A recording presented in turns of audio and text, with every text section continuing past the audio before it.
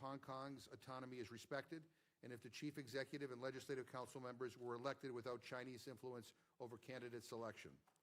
In light of the continuing erosion of Hong Kong's autonomy and the recent violence against peaceful protesters, I believe it is time for the United States to reconsider its policies toward Hong Kong. U.S.-Hong Kong relations are governed by the U.S.-Hong Kong Policy Act of 1992 that commits the United States to treating Hong Kong as a separate customs territory from the rest of China, so long as Hong Kong remains sufficiently autonomous. I'm proud to support H.R. 3289, the Hong Kong Human Rights and Democracy Act sponsored by Senator Rubio and Congressman Smith. The legislation would require the Secretary of State to certify on an annual basis that Hong Kong is sufficiently autonomous in order to justify special economic, financial, and trade treatment different from mainland China under U.S. law. It is time we put the Chinese government on an commitment to the rule of law, good governance, human rights, and an open economic system. The erosion of this unique system threatens not only the people who attempt to speak out, but the economic vitality of the city itself. So to be clear, we stand together with the people of Hong Kong and indeed all the people of China when we express our concerns about the human rights violations of the Hong Kong and Chinese governments. Our focus today is doing right by the people of Hong Kong as they seek a democratic future that protects Hong Kong's autonomy and rule of law. And at this point, I'd like to yield to the co-chair, Senator Rubio. Thank you, Mr. Chairman, for convening this important hearing, for your willingness to host it here in the Senate side. Kind of nice over here. It's quiet. Yeah. Yeah. A little different pace. We had 4 votes yesterday. Today people will be exhausted. Yeah. But anyway, thank you for doing this. I look forward to our continued partnership on this commission, and particularly as it relates to this topic. I also want to thank all of our witnesses, especially those who are on the front lines and have even been jailed multiple times, and we'll hear from them today about the things that have been done against them. And your commitment to freedom and democracy is inspiring. It really is inspiring for those of us who live in this republic. It reminds us of why so many of us serve here and what we seek to preserve around the world, and that's why we want to stand with you. Your fight and the fight of your fellow Hong Kongers is the fight of every human who yearns for liberty and dignity and demands that their fundamental rights be respected and be upheld. Let me say at the outset to the people of Hong Kong, we stand with you, and by we I mean this is a bicameral, bipartisan commitment, as you will see today and have seen in the past few days on these efforts across both political parties and every major figure. And not only that, but many Americans stand with you in your fight to keep your long-cherished freedoms. It was only a few months ago in May that we held a hearing on Hong Kong. It was titled Hong Kong's Future in the Balance, Eroding Autonomy and Challenges to Human Rights. At that hearing, and even before, it was highlighted on the facts that the Chinese Communist Party has been eroding Hong Kong's autonomy and freedoms guaranteed by the Joint Declaration and by the Basic Law. The May hearing discussed the extradition bill that, if it would have passed, would have exposed everyone in Hong Kong, and that includes, by the way, 80,000 Americans who reside there, would have exposed them to the justice system, or the so-called justice system, of the Chinese Communist Party. The same justice system that routinely tortures those in its custody, that denies critically needed medical care, that arrests lawyers for serving their clients, and that places the desires of the Communist Party above every and any demand for justice. The proposed bill exposed the very real and increasing threat to Hong Kong's autonomy, but few of us could have anticipated the events that would follow. Since June, the people of Hong Kong have bravely taken to the streets for 15 straight weeks in more than 400 separate demonstrations involving more than 8 million people of every age and every background. Recently, there have been very credible reports that have emerged of the police's brutal treatment of demonstrators while in their custody. This weekend, for example, we saw images of the police holding down a protester whose head was bleeding and spraying into the wound on the head pepper spray, which is an act of total cruelty. We watched the police throw tear gas grenades at journalists, many of whom were far away from the demonstrators.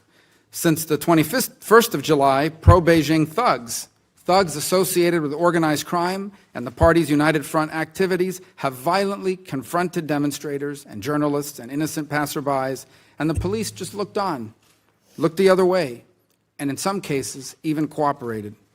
And while detained demonstrators have been beaten or their faces smashed into the concrete, journalists have photographed these same thugs in detention, quote unquote, smoking and playing on their cell phones after attacking journalists and demonstrators. Although Hong Kong's chief executive may have promised to withdraw the extradition bill when the Legislative Council reconvenes in October, the government's violent response to the demonstrations demands accountability.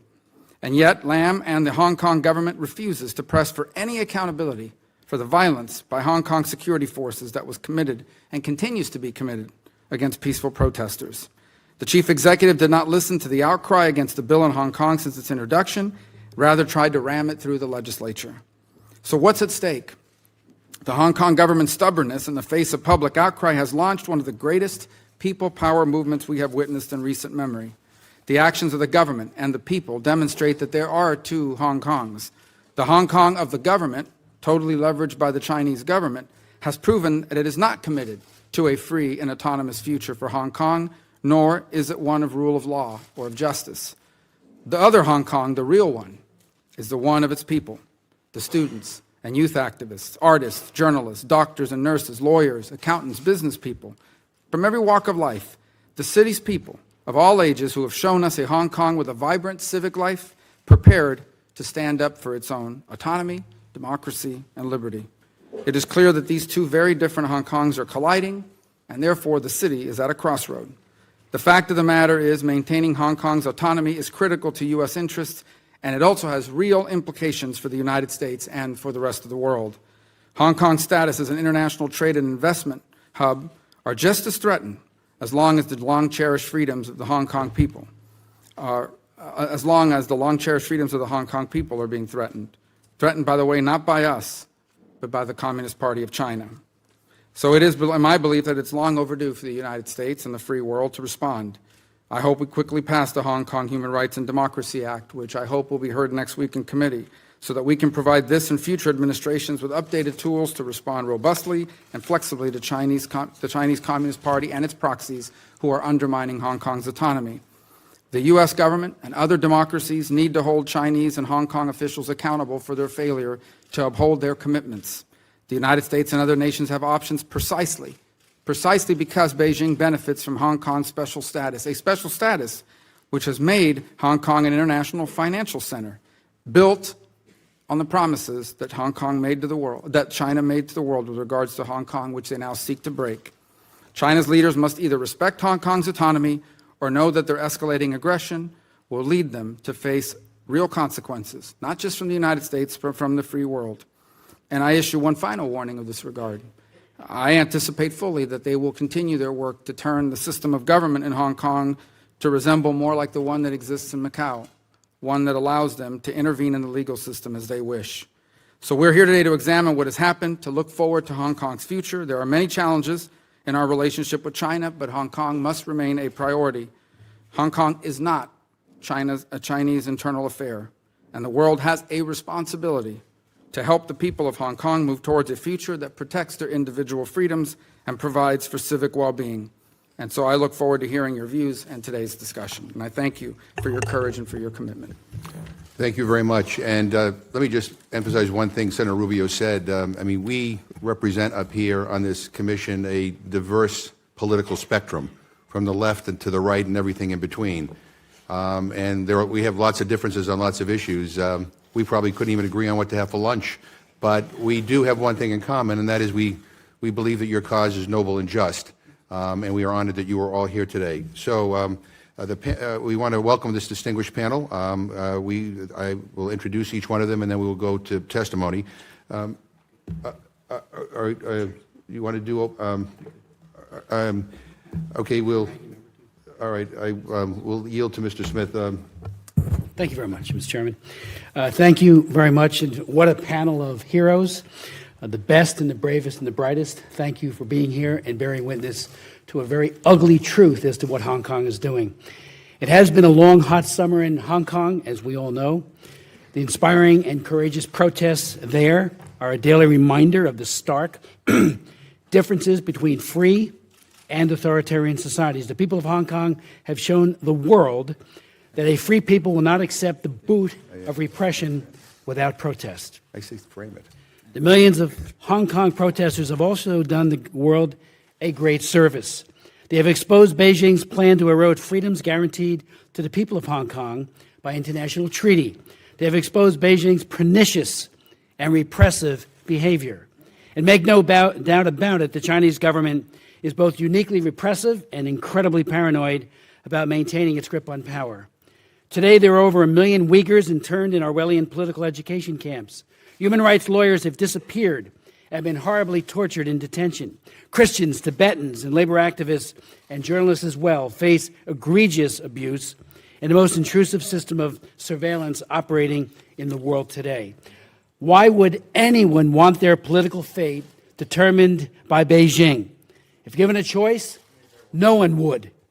As inspiring as the protests have been, they have also raised serious concerns about the actions of the Hong Kong and Chinese Communist government.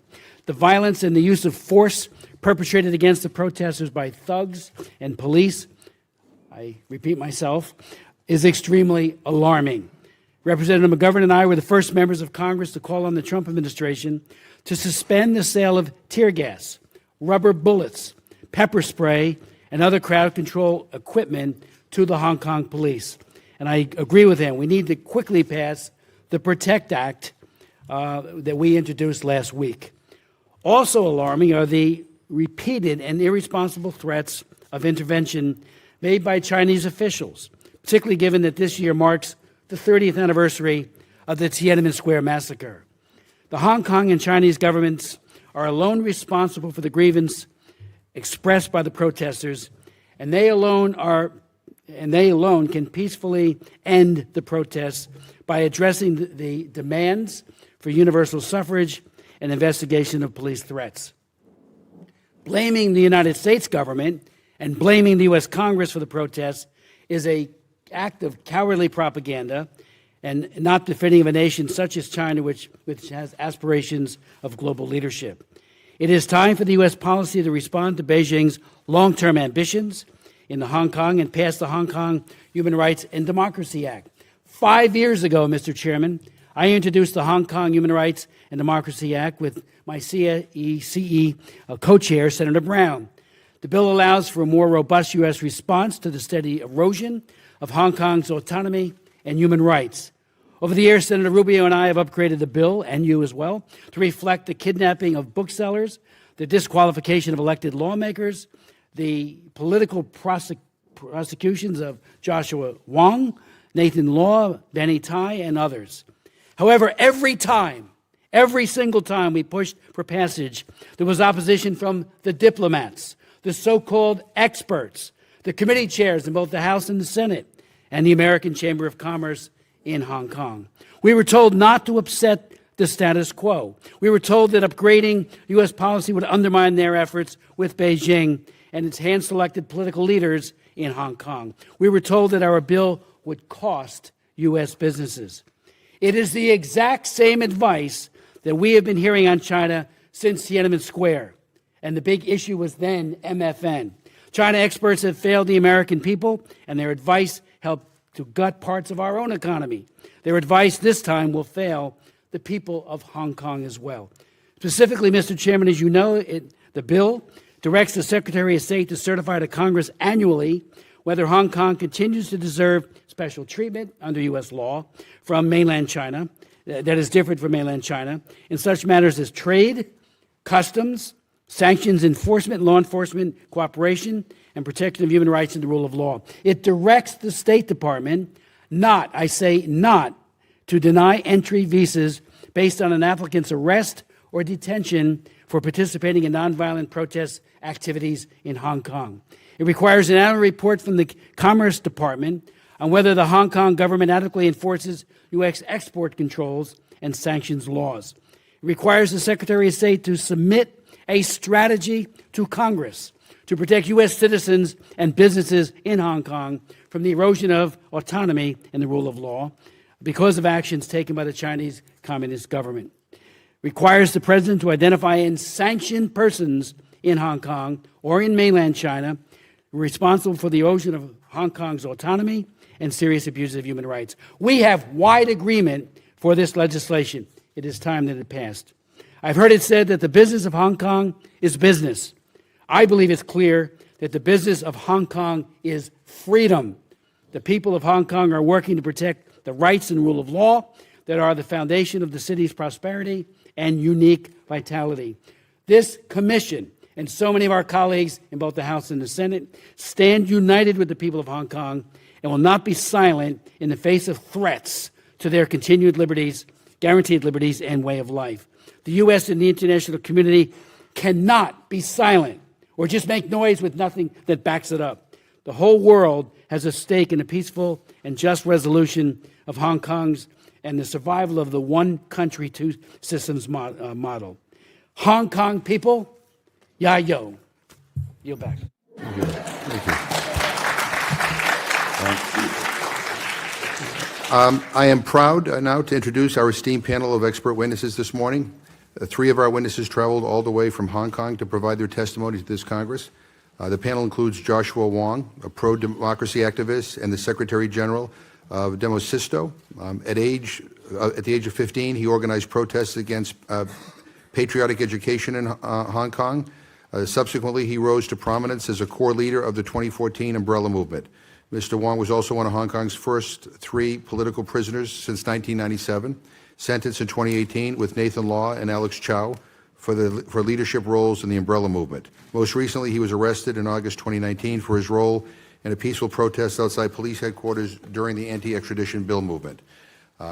Denise Ho, a pro-democracy and LGBTQ rights activist and an award-winning Hong Kong-based singer, producer, and actress. Ms. Ho is a prominent supporter of the anti-extradition bill protests in Hong Kong and a leading figure in Hong Kong's pro-democracy movement. She was arrested during the 2014 Umbrella Movement for taking part in nonviolent protests. The Chinese government has banned her from performing in China, and in July 2019, Ms. Ho addressed the UN Human Rights Council in Geneva on Hong Kong, during which she was repeatedly interrupted by the Chinese delegation. Sunny Zheng, a spokesperson for the Hong Kong Higher Education International Affairs Delegation, and an activist from the Student Union of the University of Hong Kong. Established in July 2019, HKIAD includes all student unions of universities in Hong Kong with the primary mission of raising global awareness and support for Hong Kong's anti-extradition bill protesters and the pro-democracy movement. Mr. Zheng has participated in and organized exchange events and conferences in Hong Kong, Taiwan, South Korea, United States, and United Nations, and he recently gave a speech in the UK House of Commons in support of Hong Kong.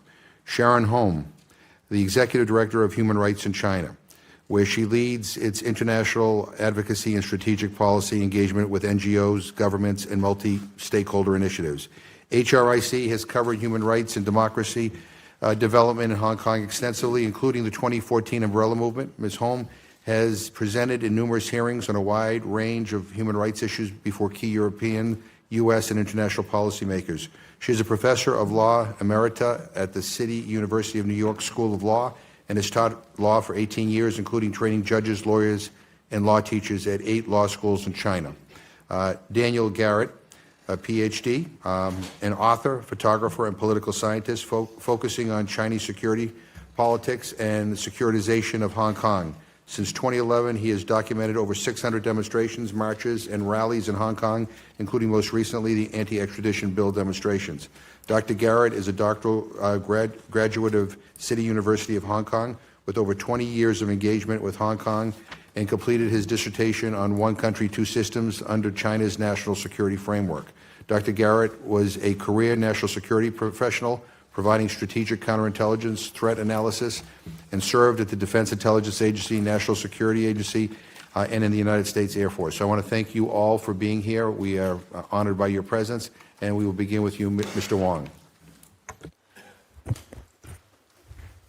Good morning, Chairman McGovern, Co-Chairman Rubio, and members of this commission. It's an honor to be invited back to Capitol Hill to speak about developments in Hong Kong. You may recall that I last traveled to Washington more than 2 years ago and testified before this commission in this same building on May 3rd of 2017. While I said back then Hong Kong's one country, two system was becoming one country, one and a half system, I don't think there's any doubt among observers who have followed recent events. Today, we are approaching dangerously close to one country, one system. The present state of affairs reflects Beijing's inability to understand, let alone govern, a free society. The ongoing demonstration began on June 9th, when 1 million Hong Kongers took to the street in protest of proposed legislation that would have allowed criminal suspects to be extradited from Hong Kong to China, where there are no guarantees of the rule of law. Still, before the night had ended, Chief Executive Carrie Lam announced the bill's reading would assume and resume in 3 days. Hong Kongers were preparing for the last flight on June 12th. And then the unthinkable happened. Knowing that Beijing controlled enough votes in the Legislative Council, protesters surrounded the complex earlier in the morning, successfully preventing lawmakers from convening. I was then serving my third jail sentence. For a moment, I wondered why the news channel was replaying footage of the umbrella movement, although it was not long before I realized Hong Kongers were back with even stronger determination. Lam suspended the bill on June 15, but fell short of fully withdrawing it. A historical 2 million people demonstrate the following day, equivalent to 1 in 4 out of our entire population. I'm not aware of anything comparable to this level of discontent against a government in modern history. I was released exactly 3 months ago, on June 17, and have since joined fellow Hong Kongers to protest in the most creative ways possible. In addition to the bill withdrawn, we demand Lam to retract label on us as rioters, drop all political charges, and conduct an independent investigation into police brutality. Some of us crowdfunded for newspaper advertisement ahead of the G20 summit in late June, calling for the world not to legalize Hong Kong. Others entered the chamber of Legislative Council complex on July 1st. The same day, another 500,000 Hong Kongers protest peacefully. Crowds continue to show up in large number in the past 15 weekends, with small rallies taking place almost daily across the territories. But the government would not listen. Instead of diffusing the political crisis, it dramatically empowered the riot police. The movement reached a turning point on 21 of July. That night, pro-Beijing thugs with suspect ties to organized crime gathered in the Yunnan train station and indiscriminately attacked not just protesters returning home, reporters on the scene, but even passers-by. The police refused to show up despite repeat emergency call, plunging Hong Kong into a police state with mob violence. On August 5th alone, the day Hong Kongers participate in a general strike, riot police shoot 800 canisters of tear gas to disperse the peaceful mass. Compare that to only 87 fire in the entire umbrella movement 5 years ago. The police excessive force today is clear. Their excessive use of pepper spray, pepper balls, rubber bullets, beanbag rounds, and water cannons, almost all of which are imported from Western democracy, are no less troubling. In light of this, I applaud Chairman McGavin and Congressman Smith for introducing the Protect Hong Kong Act last week. American companies must not profit from the violent crackdown of freedom-loving Hong Kongers. Co-Chairman Rubio is also right for recently writing that Hong Kong's special status under American law depends on the city being treated as a separate customs area. Beijing should not have it both ways, wrapping all the economic benefit of Hong Kong's standing in the world while erosion of our freedom. This is the most important reason why the Hong Kong Human Rights and Democracy Act enjoys the broad support of Hong Kong civil society. Lam finally withdrew the bill earlier this month, but just as protesters have long stopped calling for her resignation, this decision was almost meaningless by now. The movement is far from over because it has long moved beyond one bill or one person. Our most important demand is genuine structural change in Hong Kong, which means free election. Our government's lack of representation lies at the heart of the matter. As I speak, Hong Kong is standing at a critical juncture. The stakes have never been higher. We are confronted by the huge Chinese military build-up just across the border in Shenzhen. President Xi Jinping is unlikely to take hardline action before the upcoming National Day in October. But no one can be sure what's next.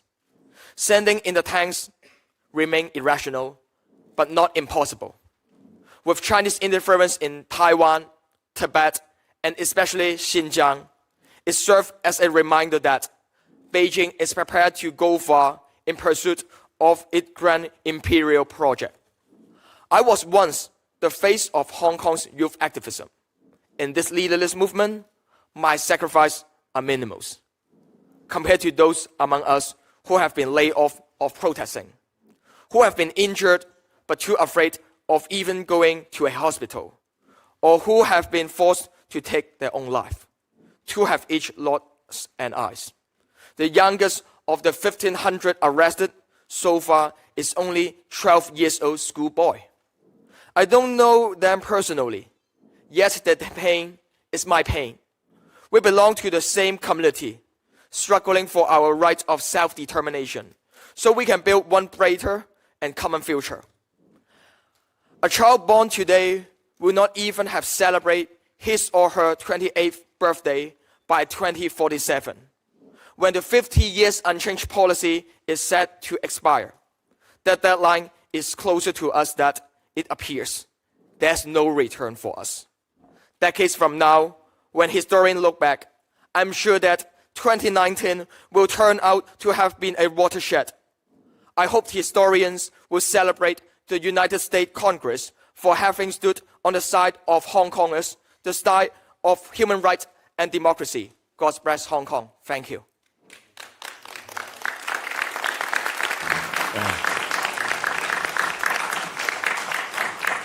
Ms. Ho, welcome. Thank you, Chairman McGovern, Co-Chairman Rubio, and the members of this commission for holding this hearing and for having us here at this very critical moment for Hong Kong. For more than 100 days now, young people in Hong Kong have been at the forefront of our resistance. This is a leaderless movement with widespread participation from people of all walks of life. It is a fight for democracy, a fight for human rights, and most of all, a fight for universal values. What started in June as a 1 million people march has morphed into a struggle for fundamental political reform in Hong Kong. Chief Executive Carrie Lam's misjudgments and arrogance worsened the situation, resulting in a total clampdown of the Beijing government over Hong Kong's affairs. To date, more than 1,500 Hong Kongers, the youngest at the age of 12 years old, have been unreasonably arrested. Sadly, it has become a daily occurrence to see youngsters being pinned to the ground with head concussions, if not being knocked unconscious. On the other hand, riot police and plainclothes officers have since early on deliberately hidden their ID numbers and warrant cards, making it impossible for us to even certify their legitimacy, let alone hold them accountable. On August 21st, police from the Special Tactical Unit charged into Prince Edward MTR station, beating up passengers randomly. They then shut down the station for 24 hours, refusing medical care for those who were injured, raising even suspicions of possible deaths in the station. Separately, now they will be charging in secondary school yards, shopping malls, and buses where young people merely dressed in black can be searched or even arrested without justification. In other words, merely being young is a crime in the police state of Hong Kong. The protests began with the extradition bill, but at the core it has always been about these fundamental conflicts between two very different sets of values. On one hand, the China model, which has no respect over human rights and the rule of law, and our hybrid city that has enjoyed these very freedoms for the most of its existence with a deep attachment to these universal values that the United States and other Western societies treasure. Hong Kong represents something unique in the world. We have long held dear our rule of law, transparent institutions, and the freedom of expression in a part of the world where these are most often threatened than upheld. However, this system is now under great threat. Companies like Hong Kong's major airline Cathay Pacific has succumbed to political pressure, firing dozens of employees due to their political stance. The business community is coerced into making political decisions. As a singer and activist from Hong Kong, I have experienced this oppression firsthand. Ever since the umbrella movement in 2014, I have been blacklisted by the communist government. My songs and my name are censored on Chinese internet. Pressured by the Chinese government, sponsors have pulled out, even international brands have kept their distances. For the past 5 years, and even more so recently, China tried to smear and silence me with their propaganda machines, spreading false claims. Right now, I am facing threats from pro-Beijing supporters and could face arrest and prosecution at any time. Not only have I faced difficulties in both China and Hong Kong, but the self-censorship has now spread towards global institutions and cities. Recently, the National Gallery of Victoria in Melbourne, Australia, denied venue to an event of Chinese artist Badiu Cao and myself due to security concerns. Celebrities from Hong Kong, Taiwan, and China are all pressured into voicing their unanimous support for the Beijing government and could be condemned for keeping their silence. Hong Kongers are now living in a constant fear and have unfortunately lost the most of our freedoms. For a city that has been famously known as politically indifferent, the younger generations have took up the role to safeguard our home, standing up courageously to the corrupted system in spite of increased suppression. To the rest of the world, the United States is often a symbol of freedom and democracy. The freedom Americans enjoy is something that the people of Hong Kong have long hoped for.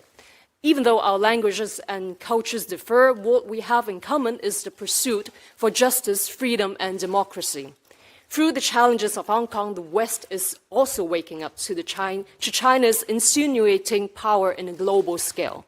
Hong Kong is connected to the world in multiple ways, but China is trying to isolate it to exert control.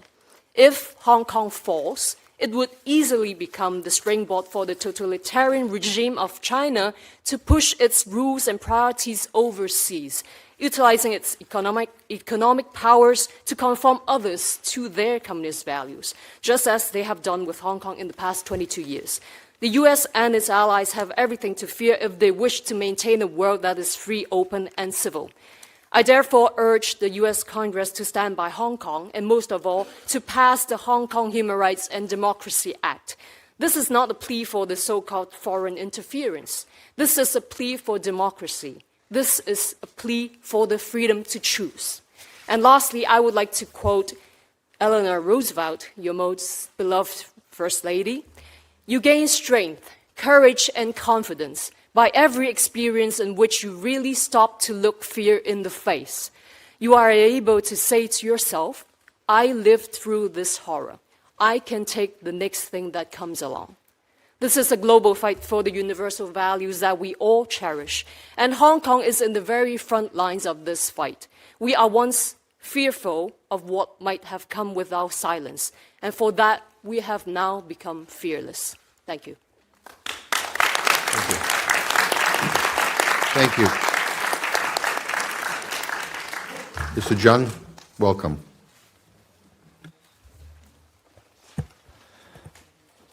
Chairman McGovern, Co-Chairman Rubio, and members of the committee, thank you for your invitation to this hearing. Last year, Chinese President Xi Jinping said in a closed door meeting that China would never embrace the judicial independence in the West. This is why people in Hong Kong are trying hard to reject the extradition bill because we do not believe in a country who looks down on human rights, disqualifying our legislators, and kidnapping our booksellers. We want to protect our legal system as the last barrier against Beijing's political interference. Apart from asking for the withdrawal of the bill, Hong Kong people also demand for an investigation into police brutality to save Hong Kong from turning into a police state. More importantly, we demand for the universal suffrage. We deeply believe that without any structural political reform and a government chosen by the people, there is no possibility for Hong Kong to restore prosperity. We cannot have a society compromising the interests of individuals. The voice of these people should always be heard. Unfortunately, our government ignores our demands by saying that we have no stake in the society. Our student union members are detained, followed, beaten, and threatened. During the detainment, one of our student union members were told by the police that it was reasonable for them to rape some female protester when they frequently work overtime. Besides, the authority tries to stop us from having peaceful car strike when more than 50,000 students participating in it. People who side with Beijing are now advocating to install surveillance cameras inside the classroom to monitor teachers and students who dare to support car strike and support the movement. This apparently violates our academic freedom and freedom of speech. This is the rights terror created by the Beijing government, which should be alerted by all people here.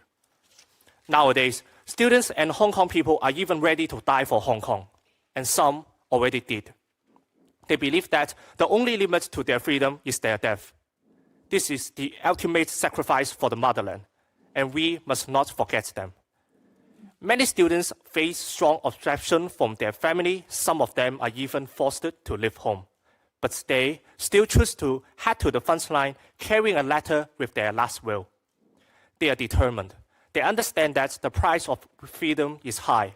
It always has been. But it is a price they are willing to pay, and it is a path of liberation they are willing to choose. We do not fight for freedom out of passion. Passion will burn out. We fight for freedom from a sense of duty and dignity. China is rising. China is using its nationalism and invasive economic dominance to colonize small countries and put intense pressure on people and companies like Cathay Pacific who do not conform to them. Teachers, students, civil servants, businessmen are all facing political purge in Hong Kong. This new form of imperialism of China poses a severe threat to Hong Kong. This is a clash of values and system. We need to contain the Communist Party of China.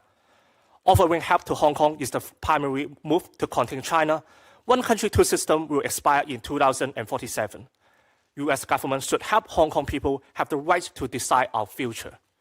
Therefore, we urge the U.S. Congress to pass the Human Rights and Democracy Act to expand the current sanction list to all individuals who infringe our human rights.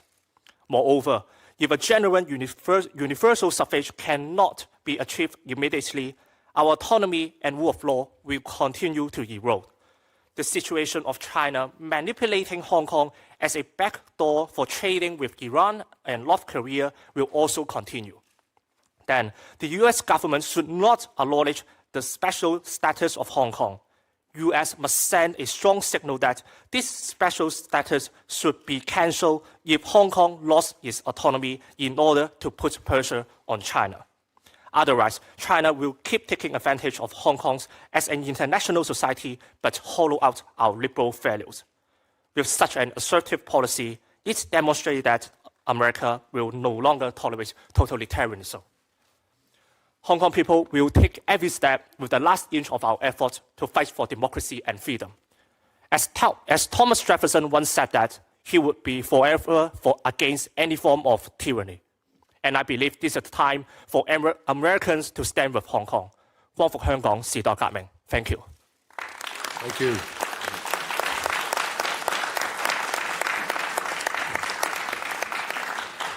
Ms. Holm, welcome. Thank you. Chairman McGovern, Co-Chair Rubio, and members of the Commission, thank you for this opportunity. It's an honor for me to stand in solidarity with the frontline activists. I want to thank the Commission members for their critical support for the Hong Kong people and your leadership on the Hong Kong Human Rights and Democracy Act and the Protect Hong Kong Act. Over the past 3 months, the whole world has witnessed the historic David and Goliath standoff. And against all odds, the Hong Kong people are standing up to the powerful authoritarian regime in Beijing. In this historic battle, they are not only fighting for the democratic future of 7.4 million Hong Kong people, but they're holding the regional and global front line on preserving human dignity and rights for all people. As Congressman McGovern has already mentioned, the past summer of discontent is in fact part of years of ongoing resistance by the Hong Kong people against Beijing's encroachment on Hong Kong's autonomy, rights, and freedom. The mass demonstrations in the past have included resistance against security legislation, official brainwashing initiatives, and the gutting of the promised genuine universal suffrage. After the clearance of the Occupy Central sites, democracy activists left a promise inscribed on the concrete sidewalks. We will return. They have kept that promise. Instead of Beijing's hope for movement fatigue, the protests, supported by unflagging solidarity and broad, diverse participation of Hong Kong society, are moving into the 15th week, pressing for now 5 non-negotiable demands. The out-of-control, lawless actions of the Hong Kong police have provided mobilization fuel for Hong Kong people to add oil. As Chairman Mao said, wherever there is suppression, there will be resistance. And at the beginning of the Cultural Revolution, he also said, anyone who crushes the student movement will not have a good ending. I want to talk about the rule of law just briefly because there are tensions that were baked into the one country, two systems framework, making one country, one system, or one and a half system perhaps an inevitable outcome. Taiwan's president, Tsai Ing-wen's takeaway from the current political crisis hits the nail on the head. Not only is one country, two systems not a viable model for Taiwan, but the Hong Kong example proves that dictatorship and democracy cannot coexist. An independent functioning rule of law is essential, yet the Chinese state constitution and numerous high-level policy pronouncements legitimizes the subordination of law to the leadership of the party. The reintroduction of the Article 23 legislation that's in the works in Hong Kong will inevitably carry imprints of the party's concepts of national security. Second, the demand for complete loyalty to the party guts the independence of key pillars of rule of law, legal profession, and the media. But Hong Kong is not the mainland yet. Despite efforts like the proposed Hong Kong national anthem law and proposed loyalty requirements, loyalty, pride, and love cannot be legislated. So it's not surprising that Hong Kong people, foreign business, and the international community have been alarmed. The outrageous and painful excessive violence and abuse of law by the police have already been extensively described. I will move to then talking about what's at stake in terms of the universal values. China's aggressive activism at the UN is undermining international standards, weakening the existing human rights mechanisms, and restricting the participation of independent civil society. This cuts Hong Kong people, as well as human rights defenders on the mainland and Tibetan and Uyghur communities, from the key international platforms that's available to press for accountability. With this, instead of the West's hope for convergence, China is not only playing by the rules, it is vocally and persistently asserting a set of relativist criteria that it alone can apply and pushing for Chinese models of human rights, democracy, and development. That is, no human rights, no development, and no democracy. This rhetoric helps to intimidate, silence, and deflect from the accountability of the state. I want to point quickly to its role in blocking independent voices. China sits on the ECOSOC Committee of the UN, and Gongos, who do not face any objections, such as the interruptions of Denise Ho's recent intervention at the Human Rights Council. The intervention last week by Patsy Ho, the representative of the Hong Kong Federation of Women, is illustrative. She not only defended the SAR government's handling of the protests, but she accused the Hong Kong protesters of child exploitation and more. Patsy Ho, co-chairman and director of Macau casino operation, and is also a standing committee member of the Beijing Municipal Committee of the Chinese People's Consultative Conference. Because I am out of time, I want to really take the time to jump ahead to the problem of in addition to the disinformation campaign, including the egregious use by the China Daily on 9/11 of a photo depicting the destruction of the World Trade Towers to warn of terrorist attacks by Hong Kong protesters. Beijing is advancing a narrative of violence to frame the Hong Kong protests that is echoed uncritically by the international community. Within this framework, the Hong Kong police protected in full tactical gear, armed with rubber bullets, guns, tear gas, pepper spray, and batons, wielding the coercive power of the state is presented as one side of an escalating violence, clashes with civilian protesters. Hence, we hear both sides calls to de-escalate, but this deflects attention away from police accountability for its excessive use of force and its complicity with non-state violence. Moreover, the narrow violence framing of the situation on the ground is erasing or marginalizing intentionally the proliferation of diverse, creative, and peaceful protests by the Hong Kong people, including by students in boycotts, elderly citizens, silver-hair volunteers protecting the children actions, Hong Kong people singing in the malls, in the metro stations, in neighborhood gatherings, shouting the 10 p.m. shouts of slogans echoing throughout all the neighborhoods in Hong Kong, and forming human chains, creating Lenin walls. And last Friday was Mid-Autumn Festival, and a small family-owned bakery in Saiwan made mooncakes with protest slogans. And in typical humorous Hong Kong fashion, Hong Kongers are creating art. This is what is happening on the ground. Hong Kong people are practicing democracy and exercising their freedoms for as long as possible. Hong Kongers are making the road by walking it. That is the real revolution already underway. Thank you again, and I look forward to your questions. Well, thank you very much.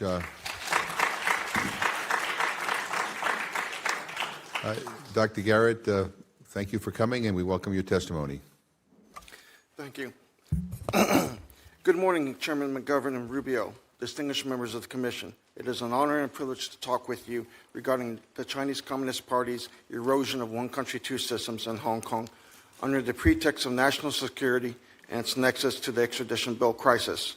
I'll begin with 5 key observations background the current China-Hong Kong conflict and the one country, two systems crisis. First, today's one country, two systems is not the same as Deng Xiaoping's notion that proffered peaceful coexistence between the communist and Hong Kong systems. Instead, it has been replaced by Xi Jinping's new era one country, two systems model, embracing political struggle and enemy-friend binary, and foregrounding Chinese national security as the paramount lens for governing the special administrative region and implementing one country, two systems. Rather than a confidence-building mechanism ensuring peaceful coexistence, one country, two systems under Xi Jinping is now intended to advance and safeguard China's sovereignty, security, and development interests. 2, this new era one country, two systems model is informed by Xi Jinping's broader national security concepts known as the 3 major dangers in national security with Chinese characteristics. The former situates communist China at imminent risk of being invaded, toppled, and separated, and its development, reform, and stability sabotaged, thereby leading to the derailing of China's rise, socialist modernization, and the one country, two systems policy. The latter dramatically broadens the notion of Chinese national security and radically expands the scope of Chinese authorities' prerogatives in administering one country, two systems. Consequently, it significantly erodes the special administrative region's high degree of autonomy, diminishes Hong Kongers' freedoms, and widens the threat to U.S. citizens and national interests in Hong Kong. Third, under Xi Jinping's new security paradigms and new era one country, two systems model, dissident Hong Kongers have been systematically enemified and securitized as mortal threats to the party state and banned or removed from positions of political power. Elections have been partially nullified, Hong Kongers disenfranchised, and terrorized with real and rhetorical political violence. The promise of Hong Kong people ruling Hong Kong has been effectively replaced with the tyrannical role of patriots. Official declarations and party state media propagating Hong Konger enemy and Hong Kong threat security discourses have become ubiquitous, and cultural revolution like Mass Line and United Front denunciation campaigns targeting Democrats, localists, and westernized Hong Kongers have swept the city repeatedly over the last 7 years since Xi Jinping came to power. 4, since at least 2012, Hong Kong and one country, two systems have been perceived by Beijing as communist China's weakest links in its resurgent totalitarian national security state. For Chinese authorities, both are at the forefront of ideological confrontation with the United States and the West, a new Cold War in their terms. By the end of 2014 and the Umbrella Movement, The struggle to rule Hong Kong was said to have matched the intensity surrounding the 1997 handover, and that China had to now rethink how to rule the enclave. An influential advisor to senior Chinese authorities said that Hong Kong faced a society-wide, quote-unquote, long-term struggle to eradicate the party state's enemies in the city, a de facto cultural revolution that would involve, at a minimum, rectifying and synthesizing the judiciary, legislature, media, secondary schools, and universities. Chinese and special administrative regions' furtive efforts to impose the communist legal, political, and social norms on Hong Kong via the extradition law and unprecedented violent suppression of protests have provoked the most severe crisis of one country, two systems, as Hong Kongers fight for their endangered freedoms, identity, and way of life. This is not an anomaly. It is the sixth Chinese governance crisis involving one country, two systems since 2003, and the fifth since Xi Jinping took control of Hong Kong affairs. Each has an underlying Chinese national security nexus seeking to broaden Beijing's powers, its so-called comprehensive jurisdiction in Hong Kong, and to roll back Hong Kongers' high degree of autonomy, liberal freedoms, and limited democracy by forcibly transforming Hong Kong into a Chinese communist city while maintaining a veneer of no changes.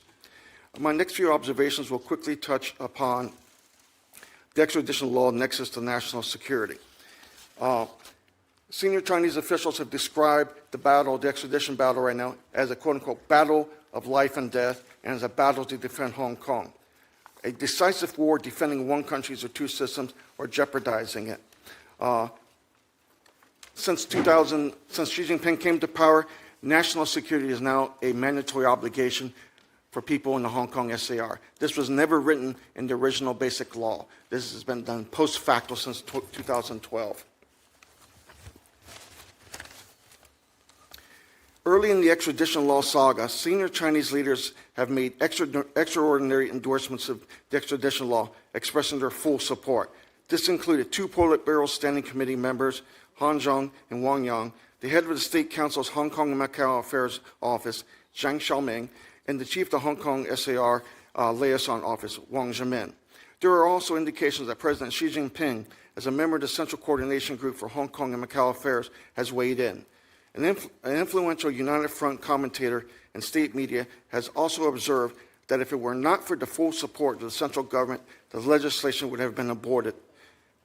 Chief Executive Carrie Lam recently lamented in a leaked speech that since the issue had been elevated to one of national security and sovereignty, it had stripped her of any solutions or room for political maneuver. Another source explained that because the ELAB involved the mainland special administrative region relationship with the central government and the implementation of the basic law, it was not a matter entirely within the autonomy of the special administrative region government. This touches upon the Hong Kongers' 5 demands as well as U.S. national security, U.S. policy towards Hong Kong.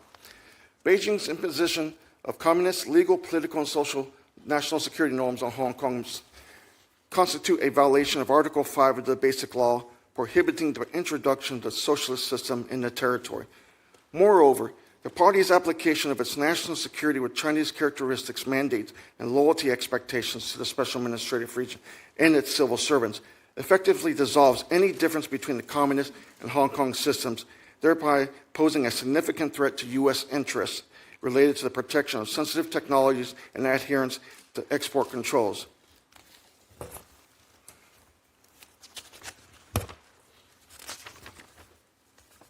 My last 2 comments before I submit the rest of my testimony. The Hong Kong police force has been militarized and nationalized by the Chinese Communist Party, effectively becoming its little gun in the special administrative region. Since the beginning of 2019, mainland police have been tasked by President Xi with, quote-unquote, preventing and countering color revolutions, unquote. China's public security minister subsequently ordered police to firmly, quote, firmly fight to protect China's political security, unquote, defend its national security and the leadership of the Communist Party.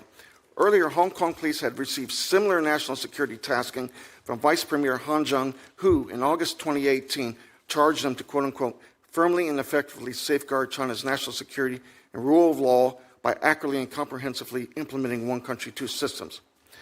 Also, according to a vice chairman of the State Council's Chinese Association of Hong Kong and Macau Studies, the Hong Kong police were now, quote-unquote, on the forefront when it came to curbing Hong Kong independence, which meant their duty was not just to maintain public order, but to defend national security too.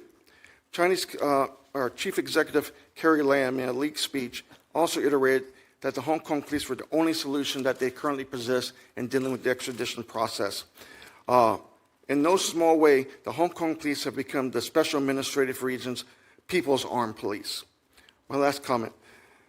Chinese authorities have dedicated significant academic, legal, political, propaganda, and United Front resources to systematically manipulating and recasting Deng Xiaoping's era, content, and understandings of the basic law in one country, two systems to accommodate Xi Jinping's totalitarian national security mandates, logics, and outlook. The Chinese Association of Hong Kong and Macau Studies, or Hong Kong Macau Studies Association, a shadowy political warfare-like think tank connected to the State Council's Hong Kong and Macau's Affairs Office, is one of these new subversive vehicles. Concomitantly, a network of party-state constitutional and basic law experts and scholars, some attached to the National People's Congress Standing Committee, Hong Kong Basic Law Committee, have similarly contributed significantly to the erosion of one country, two systems policy, mobilized political violence, and informed the central authorities' understandings of the actual situation in the region. All these united frontiers are key players in the erosion of Hong Kong's freedoms and democracy and enablers of state tyranny. Thank you. Thank you very much. I'll save my questions to the end. I'm going to yield now to the co-chair, Senator Rubio. Thank you. And I'll just ask one question because I know members have places to go and I want them to get in on this. But the key issue before us is autonomy. If you go back in 2014, they took away universal suffrage for the chief executive. In 2016 and 17, they they disqualified 6 Democratic lawmakers from legislative council seats using a very controversial interpretation of the Hong Kong Constitution. And then in 2019, this effort at the extradition bill. So my question to all the panelists is, how would you describe the state of Hong Kong autonomy today?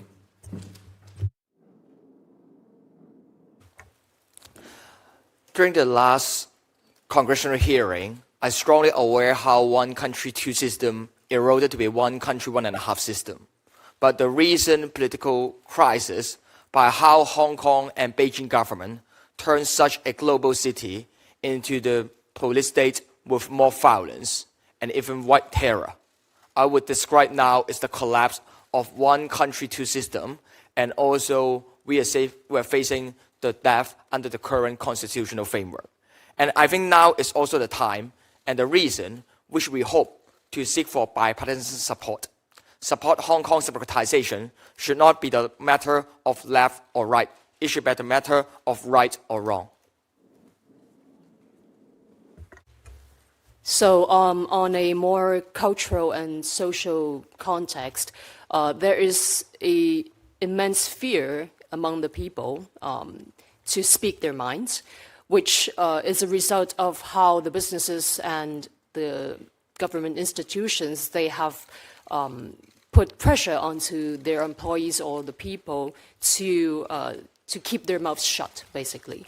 And so this has a huge impact on the economy because without this freedom of speech, it's very difficult for the economy and also the society to thrive because in a sense, we are already in somewhat of a China city situation where people would fear for their safety if they spoke out about their political stance.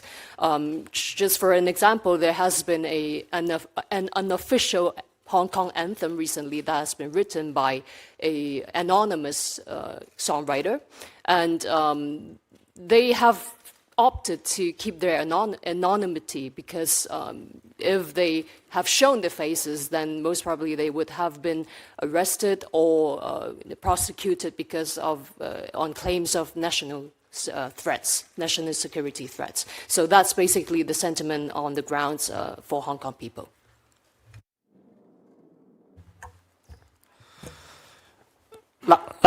Last year, the USCC published a report concerns that Hong Kong is becoming more like any other Chinese city.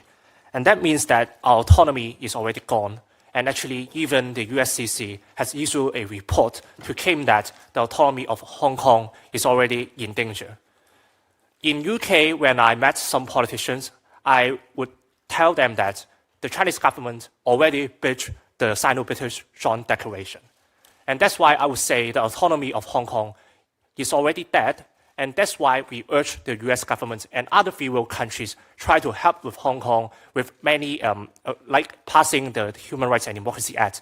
And you can pass the Global Magnitsky Act in other countries, urge your allies to pass them, to let other free world countries to stand with Hong Kong. The economy, Senator Rubio, question is extremely important because post-1989, that was a decision that was made by the Communist Party. We're going to go forth back into market and economic reforms, but absolutely no political reforms. This has been echoed by the chief executive when she endlessly has been having these kind of ridiculous press conferences where she says nothing. One thing she does say is, we need to restore the economy. We need to restore economic order, and completely ignoring the structural political issues that is causing a lot of the fundamental unrest. So the other point I wanted to add is that the Hong Kong economy was not delivering the goods to most of the Hong Kong people. The tycoons and probably the triads were doing quite well, but not the majority of Hong Kong people. Hence, we have the housing problem, the education problem, the problem of the elderly with not adequate care, and so forth, and healthcare. So the economy wasn't delivering, and I think what needs to happen, yes, there should be a renewal of the economy, but it's going to be an economy that works for all the people. If I could pick up quickly on Sunny's reference to autonomy. Autonomy, what it means for the Communist Party is we only need to look at the so-called autonomous regions in Tibet and Xinjiang. What autonomy means is no cultural, no language, no history, no right to believe or practice your faith under the Sinicization of religion, which is an oxymoron. And their understanding of autonomy even extends to past this life. As you know, the party is trying to now control reincarnation. So they're also trying to impose a notion of Chineseness. What kind of Chineseness? Well, Xi Jinping's notion of Chineseness under the Chinese dream and what is Chinese. But Hong Kongers are quite complex as a history and language and culture, and I think Hong Kongers are going and are negotiating what it means to be a Hong Konger, whether it includes being a Chinese. Does it mean that? And I think that's what it means to be free, the right to decide and determine in this complex way, what does it mean to be who we are? And that is absolutely antithetical to the DNA of the Communist Party and its notion of autonomy, because it doesn't exist. Thank you. The rule of patriots in Hong Kong basically means that there is no substantive high degree of autonomy. Basically, under Xi Jinping, a democratic centralism is practiced. They may solicit input from the Hong Kong government, but once Beijing makes a decision, the SAR government has to implement it. Building on Dr. Holmes' comments here, national identity is now a national security issue for the Communist Party in Hong Kong. And they believe that one of the major problems, this goes back to 2007, when Hu Jintao told the Hong Kong government on the 10th anniversary that the SAR government had to create a new generation of Hong Kongers who loved one country, two systems, who loved China. That the recovery of Hong Kong would not be complete until Hong Kongers identified with China, with communist China. This also touches on Xi Jinping's Chinese Communist identity politics, which is attempting to rehabilitate the spoiled image of the Communist Party and the spoiled image of being a communist. This is why we start seeing laws protecting the national anthem, martyrs and so forth like this. And so in Hong Kong, which has always been historically anti-communist to a large degree, there is this effort related to the extradition campaign to eradicate so-called anti-communist sentiment and anti-communist forces. With regards to autonomy, because the Belt and Road Initiative and the Greater Bay Area initiatives are key to China's development program right now, and because the central government believes that the major impediment to Hong Kong signing on and strongly supporting these programs has been the two systems, has been its democracy, has been its freedoms. It is now looking to restrict those in order to force the SAR government to support these programs. So once again, in closing, I would say there is no substantive autonomy. Thank you. Thank you, and Mr. Swazi. Well, thank you, Mr. Chairman, and Chairman Rubio, for holding this hearing. We appreciate you bringing this together. Thank you, Chairman, Representative Smith, Ranking Member Smith, for the work that you've done on this issue for so many years. Thank you to the witnesses. We are so grateful to all of you for the information you've given us here today and for shining a light on this. I know we sit here in this chamber. It's very calm, it's very safe, it's very sterile, and you're bringing to life what's going on in real people's lives right now. When you talk about a 12-year-old being arrested, when we hear the idea that someone gets pepper spray sprayed into their wound, when we hear about people's heads being smashed into the concrete and getting concussions, and we hear about the rubber bullets and the tear gas and everything else, and people living in fear on a regular basis for standing up, for speaking their minds. Here in the United States of America, we've believed since Nixon went to China, that the more that China was exposed to our way of life in the United States and to the West, that they would become more like us. We always thought they'd become, if they saw capitalism, they saw democracy, sooner or later they'd become more and more like us. And we now know that that's not at all the case. Whether the hearings we've held about the Uyghurs, or the hearings about Tibet, or now about Hong Kong, we know that they're pulling, we talk about Hong Kong as being one country, two systems. It's really one world with two models, and they're meeting each other in Hong Kong right now. And the question is which model is going to win? Is it going to be the model that we promote here in the United States with the rule of law and with freedom of expression and with democracy, or is it going to be authoritarianism and the powerful forces of the government doing whatever they want, whatever way they want? They're meeting right there, and you're right in the middle of that challenge right now, so we're so grateful to all of you. So I'm concerned about the timing of things right now. We're pushing to get this bill passed here in the Congress, but right now we've got, I think you talked about it, Joshua, the National Day in China is coming up on October 1st. And I'm concerned about what mainland China's actions are going to be in relation to that, and whether there'll be more violence will result as they try to flex their authority. And I'd like to hear each of you talk about that. And the second thing I'm concerned about are the local elections coming up in November. And I want to hear from you about whether you believe that there's an opportunity here for the people of Hong Kong to express themselves, or is the mainland trying to subvert that by not permitting certain candidates to run and not giving them permission to run, which is a foreign idea to us here in the United States of America, but so important to all of you. And the third timing is let's say a magic wand was all of a sudden waved, and mainland China said, we're going to support the idea of there being elections in the future in Hong Kong for the leader. Instead of Carrie Lam being appointed, it'd be an election by the people. That couldn't happen right away. It would take some time. I'd like to hear what you think about the timing. So let's try and keep it brief. I know I talked a lot myself and used up a lot of time.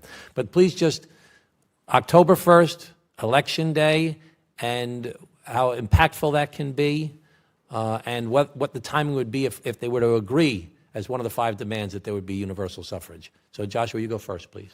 Apart from troops were already moved to the border a few weeks ago, that's the tactics for Beijing authorities to generate the chilling effect.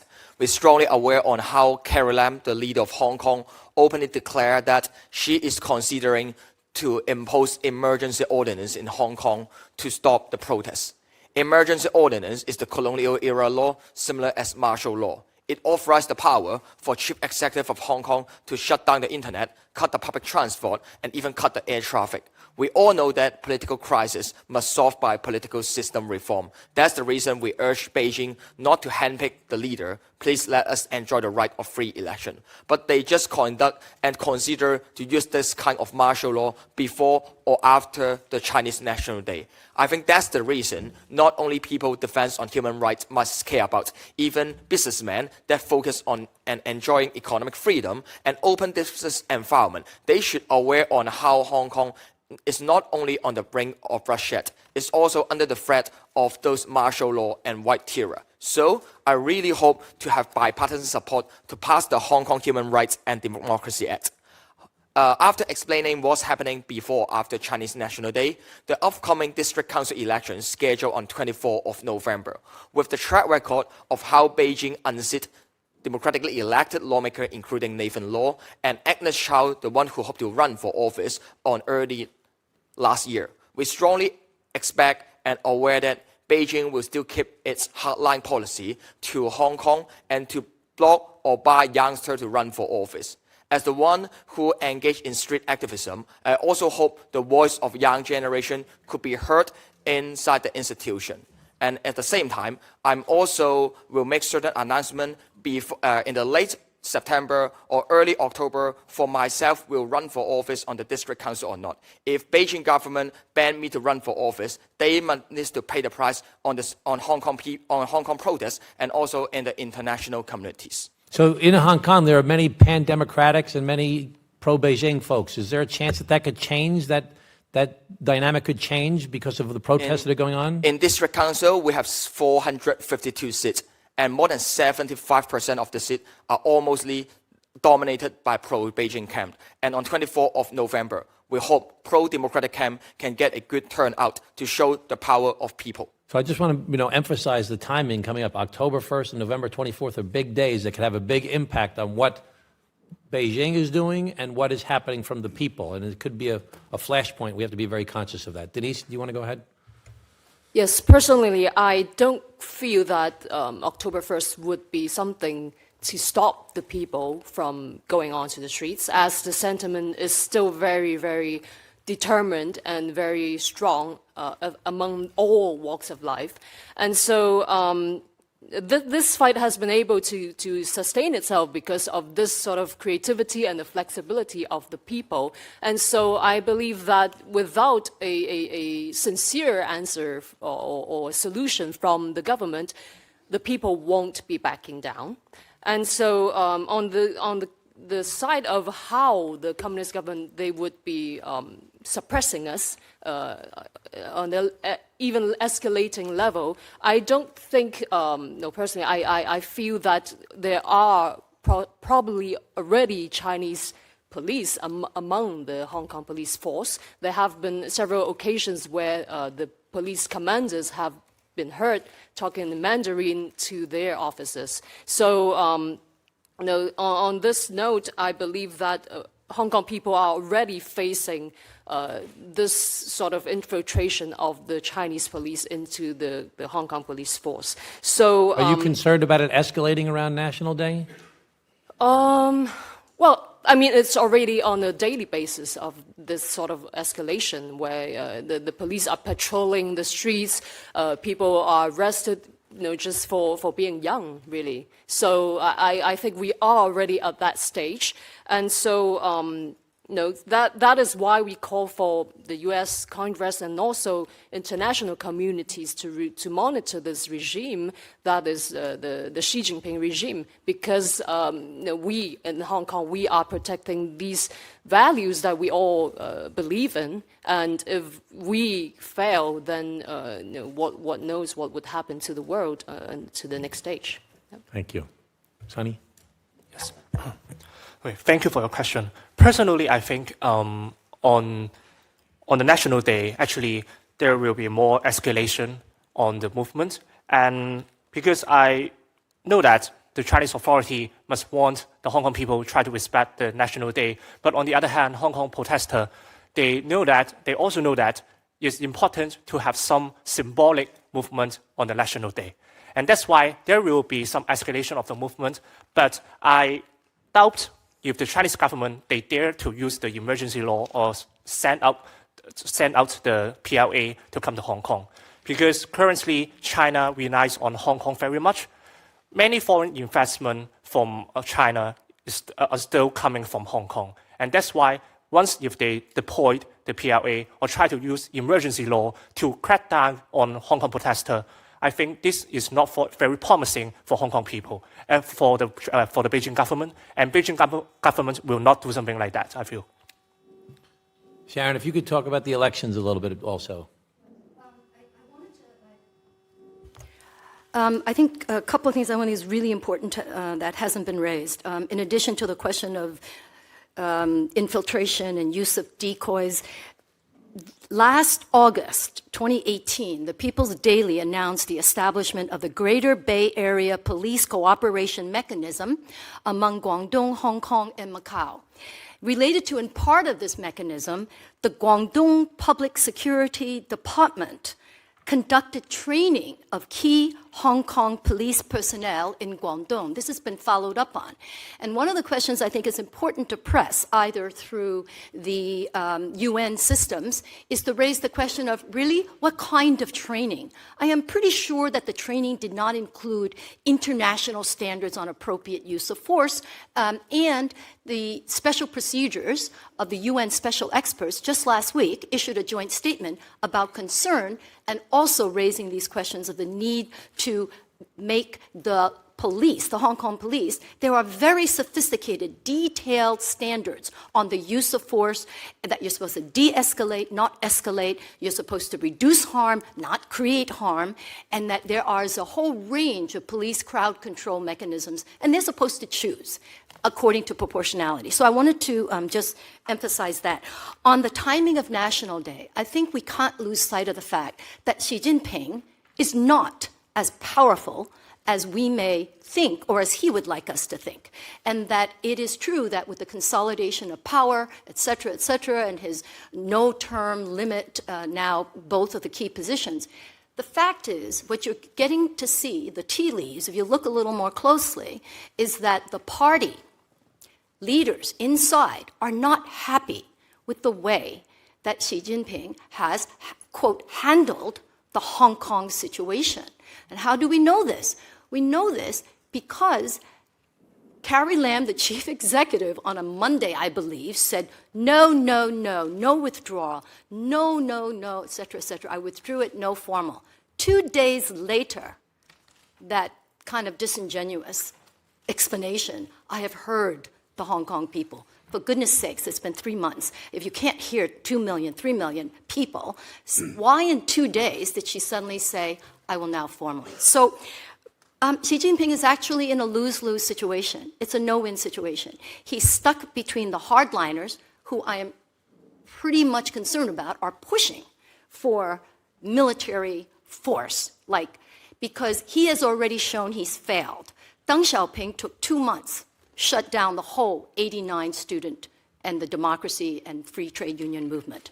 We are now in the 3rd month, so under the party's dead time frame on how you can handle these mass disputes, he has failed. So he's in a pretty dicey situation. October 1st, this is not any anniversary. This is the 70th anniversary. So they have invested a year's worth of enormous investment in film festival, special documentaries made. They have said that no Chinese documentaries in the Chinese TV recently. They have to show the history, et cetera. There's an enormous amount of investment to keep the legitimacy and have a wonderful birthday celebration for the country. So he's stuck. It can't look bad. On the other hand, he's stuck between the hardliners and the others who are saying, there's got to be a way to handle this, not the way you're doing it, because now we look terrible. Now we look like the thugs we are. And so I think that is what we should be monitoring are the messages. And just last week, a very strange editorial appeared in Qiushi, which, as you know, is one of the major party organs. And in Qiushi, the editorial pointed out something very strange. It said, whether a country's political, this is our translation, sorry, whether a country's political system is democratic and effective, one needs to mainly look at whether the country's leadership ranks can rotate or alternate, BNT, in accordance with the law in an orderly fashion. What does this mean? We don't know, because just the fact that the Constitution eliminated the term limits for the top office doesn't mean he'll stay. So I think there are some other wild cards that are on the table that we need to keep an eye on in terms of how the U.S. government can think about the options and policy options. Of course, we support the legislative initiatives. This is very important, but I think there's something much bigger underway in terms of the politics in Beijing that will absolutely have an impact on the decisions that will be made pre-October 1st and after. Thank you. Dan, I've taken up too much time. I'm going to move on to... We'll let Dan... You want to let Dan go? All right. Why don't we hold and we'll go to Senator Young.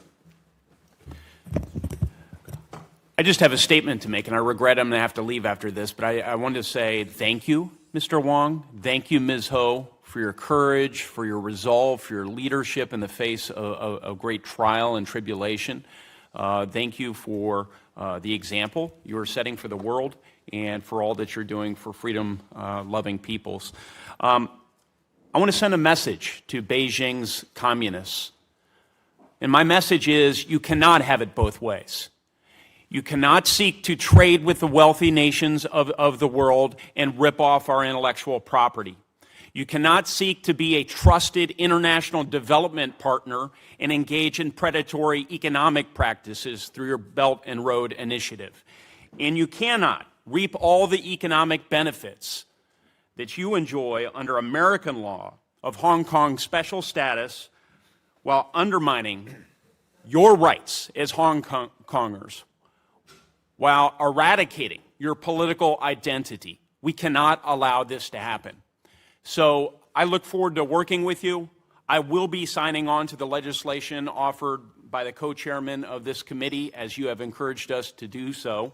And I'll be seeking other opportunities, perhaps in the immigration area, to provide further relief to Hong Kongers who do not want to be a part of this predatory regime that calls itself communist, but in fact is really fascist in many respects. And we must continue to press it to change its behavior. Thank you so much for your presence here. Thank you. Thank you. Mr. Smith. Thank you, Mr. Chairman. There is no disputing the fact that under Xi Jinping, human rights abuses have seriously worsened. You name the area, from torture, religious freedom. Ms. Holm, you talked about the synodization of religions, where every single religion or faith, including the Falun Gong, Christians, Tibetan Buddhists, the Uyghurs, all have to comport to the communist model or else face severe torture, incarceration, and even death. It is incredible what he is doing and his regime. And of course, all of that will be imposed on Hong Kong unless there is a reversal of this trend. On human trafficking, the Trump administration has designated China as a Tier 3 country because of sex and labor trafficking. It has gotten seriously worse over the last several years. So every place you look, it is worse. Xi Jinping is bringing dishonor to himself and to his government with his abuse of people. And I think we need to say that loud and clear. You know, the great father of democracy, Wei Jingsheng, once said, and I had him at a hearing, and I actually met him in Beijing when he was let out briefly to get Olympics 2000, which the Chinese government didn't get. So they rearrested him and beat him almost senseless. Well, he said, you know, you Westerners don't get it. You do coddle dictatorship. You do allow and enable by your weakness. You got to look a dictatorship in the eye and say, we're not kidding. Conditionality of human rights either occurs or we're not going to be trading with you and allowing you to use that economic power that you get to further incarcerate and further repress. You know, the lessons of the Soviet Union were not learned when it came to China. I got elected in 1981. My first trip was to Moscow and Leningrad on behalf of Soviet Jews. And frankly, the Reagan administration stood up strongly to the powers in Moscow and said, human rights matter. And it did matter, and thankfully we saw a change. Of course, under Putin, it's still bad, but not as bad as it was during those years. I raise all of that because when it came to China, we have not learned the lessons of conditionality with regards to human rights. And I say that with sadness. with great sadness. When we did the Comprehensive Anti-Apartheid Act in 1986, not only did I vote for it, but we had a world coalition saying this egregious behavior will not be tolerated, therefore we're going to hold you to account and no longer provide munitions, which Mr. McGovern's bill, which I've co-sponsored, would seek to do with the police. That was Section 317, I believe, of that bill. And Mr. Garrett, you might want to speak to that. But we've got to be serious about all of this. And I just bring this up because it deeply concerns me that we just keep not learning the lessons. Nancy Pelosi, Frank Wolf, David Bonnier, and I all opposed MFN for China after Tiananmen Square. George Herbert Walker Bush thought he could manage the whole thing. He was our ambassador to China. And as it turned out, we managed it extraordinarily poorly. Bill Clinton came in and he said, let's link human rights with MFN trade. 1 year later, he delinked it. And the lesson learned by the dictatorship in Beijing was profits trump human rights.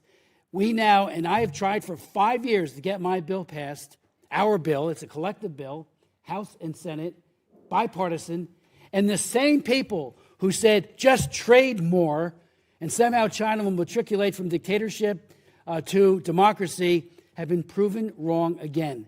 And if it wasn't for the great people of Hong Kong standing up so powerfully at great loss of their liberty, going to prison, being arrested, being harassed, and even killed and tortured, that this Congress needs to wake up and say, finally, at long last, we're going to put conditionality on this. So if you want to speak to that, I would appreciate it. There have been 1,000 arrests since the activities occurred. What is the status of the prosecutions? Joshua, we know your case, but there are many other cases that are in obscurity right now. What is happening to those individuals? And just generally on the police, are the police largely newer recruits who are more ideologically aligned with Beijing, or are they the old hands who have just now become even more repressive than they had been in the past? If you could speak to those things, I would appreciate it. With more than 1,500 Hong Kong were arrested in the past 3 months, more than 200 of them were prosecuted already. I'm among one of them, and we're also aware on some of those activists were already detained inside prison before any trial start. And that's the sugar-coated rule of law and the Hong Kong-style legal system under the pressure of Beijing. I've been arrested and prosecuted with the charges of unauthorized assembly. Even I have the experience to be jailed for around 120 days, but the price I pay is just a small piece of cake. Because lots of our teammates, from my understanding, more than 100 of them face the riot charges, might be locked up in prison for more than 10 years. 5 years ago, during the umbrella movement, we were just arrested by an unlawful assembly, need to face maybe months or 1 to 2 years in jail. But now, youngsters at the age of 15, they should enjoy the summer holiday. They should spend more time in the summer vacation with their friends and family. But now they are the one being prosecuted and need to face the trial, and maybe from 15 or 16 at the age, the golden year for themselves, might be already need to be locked up in prison. And also we have activists, Edward Leung, who fight for Hong Kong's freedom, already being locked up in prison, need to face 6 years in prison. Apart from the massive arrest and prosecution, it seems to be the tactics for Beijing to silence our voice. But with how our movement still keep our momentum, just like 2 weeks ago, more than 200,000 Hong Kongers marched towards U.S. consulate in Hong Kong, urged to pass the bill and to show the global solidarity. We're also aware that the cabinet of chief executive, which means member from the executive council, last week openly declared that Hong Kong's chief executive enjoy the right to appoint any secret police. Secret police is not the terms created by activists or created by journalists. It is the terms written in the current ordinance and regulation.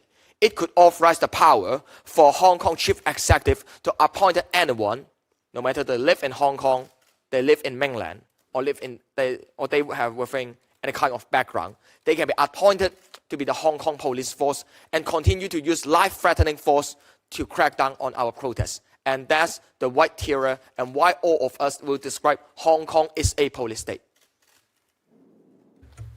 I would like to add to the fact that among those who have been arrested and charged for riot, a lot of them have been on the sites, but they have not been in the front lines. They were just near the front lines, and some of them have been first aiders who have been helping other people getting up and getting away from the sites, social workers, and of course the legislators who have been arrested.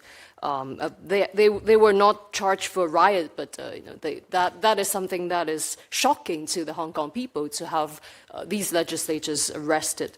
And so on top of that, I would like to add that the situation that is in Hong Kong, it is spreading into the international world, where this communist tactic of silencing people with fear and also with money, it's everywhere, really. It's not only in Hong Kong. As I said just now, there have been incidents in Australia where government institutions, they have kept away from me and other Chinese artists for fear of being associated with us. And also in Canada, where Hong Kong activists have been banned from a gay pride, because of security concerns, so they say. And so the fact that is the communist government, they use this sort of the money where the brands and businesses, they would be adding this sort of suppression onto their employees and other people, and then everyone would be just silencing themselves. So this also is causing a lot of fear among Hong Kongers, and that is why this movement has been largely anonymous, because we know that for a fact, if we show our faces, then we would be arrested and prosecuted for riot or unlawful assembly. I would like to supplement what Denise has just mentioned about the problematic law. Actually, the Human Rights Council of the United Nations has decried the Public Order Ordinance, which is a colonial law in Hong Kong. The Department of Justice and police force in Hong Kong, they can use this Public Order Ordinance to prosecute those protesters with a very easy way. That means that once if the DOJ, the Department of Justice, or the police force, they try to use the Public Order Ordinance to prosecute the protester, and then actually it's very difficult for them to be not sued as guilty. And that's why this law should be abolished by the government, and we urge that actually the international society should also be aware about this law. And apart from that, I had a personal experience that a kid I had a tutorial kid, and then he was arrested in one of the political disputes around the confrontation around during the movement, and that kid was when that kid was arrested, and he immediately asked the police officer to ask him, can he call his lawyer? And the police officer, they told him that, of course you can't, because I want to torture you, because I want to make you suffer. And these police officers, they said something like that to a kid who is just under 18. And this is a real situation in Hong Kong. That's why many people are very frustrated and angry about the police brutality problem. The prosecutions is related to not only the imposition of the public order, but ordinance. It has to be an unlawful assembly. So the way in which the notice of no objection process contributes to that, that's the tool. And the tool is Hong Kongers then face this ridiculous situation where they have to have the police deny the application for a notice of no objection, file for a group for a peaceful assembly that is to protest police violence. So you have the police denying the notice of no assembly, therefore making it an unlawful assembly, for an assembly that is to protest police violence. So that's really important that through this kind of misuse of that process, they are really violating international standards for peaceful assembly by imposing this kind of unduly restrictive administrative procedure. The police, under this procedure, then can act rampantly as both enforcement, prosecutor, because they're naming this, saying this is a riot. But a riot is a legal process. It's for the court to look at the evidence. It's for the court to see if this person engaged in illegal behavior and violent, etc. So right now, the police are acting as enforcement, prosecution, and executioner of orders. And that is part of the problem with looking at when we talk about and on top of that, we have politicized decision-making by the prosecution. This was also noted by independent UN experts maybe 2 years ago, saying that they were concerned about a potential pattern of politicized decisions that were being made and who to prosecute and who to pursue.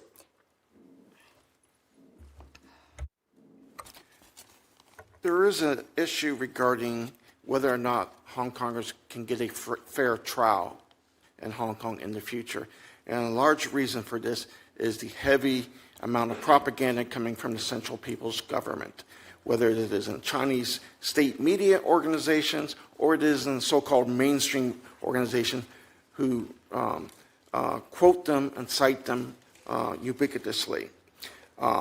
So when the Chinese regime characterized demonstrators as separatists, extremists, terrorists, this is already setting an expectation for the Hong Kong judiciary to act, not just as well as law enforcement, not only in the charges that they decide to lay against a protester, but also the sentences that they're trying to get after people. The pro-Beijing United Front movement in Hong Kong has been very aggressive in attacking judges that it feel that have been too lenient with protesters, and this goes back a number of years. They derogatorily refer to them as yellow judges, referring to the yellow ribbons from the Umbrella Revolution. There's been threats made by pro-Beijing people towards the judiciary in general that have gone unprosecuted. So this is a real issue. Also, because of the 2016 Oathgate intervention by the National People's Congress, there's an expectation that Hong Kong judges have to uphold the national security of the Communist Party.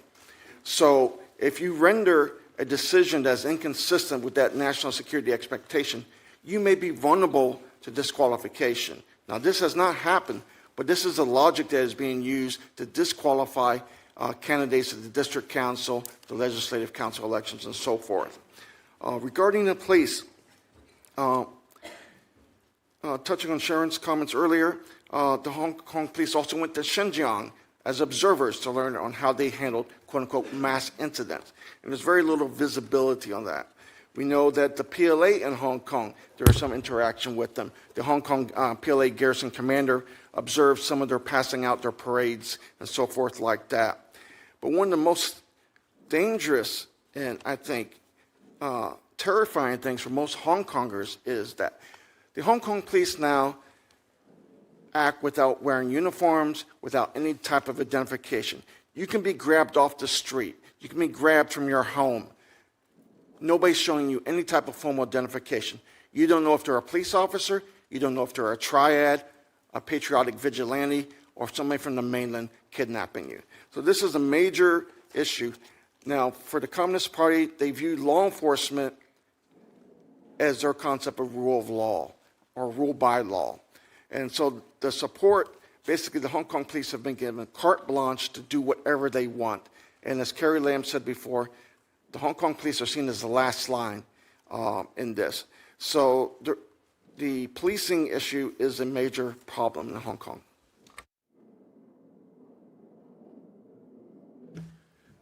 Senator King. Mr. Chairman, Representative McAdams was here long before I arrived, so I'll defer to him. Mr. McMahon, yeah. Go ahead. Thank you, Senator.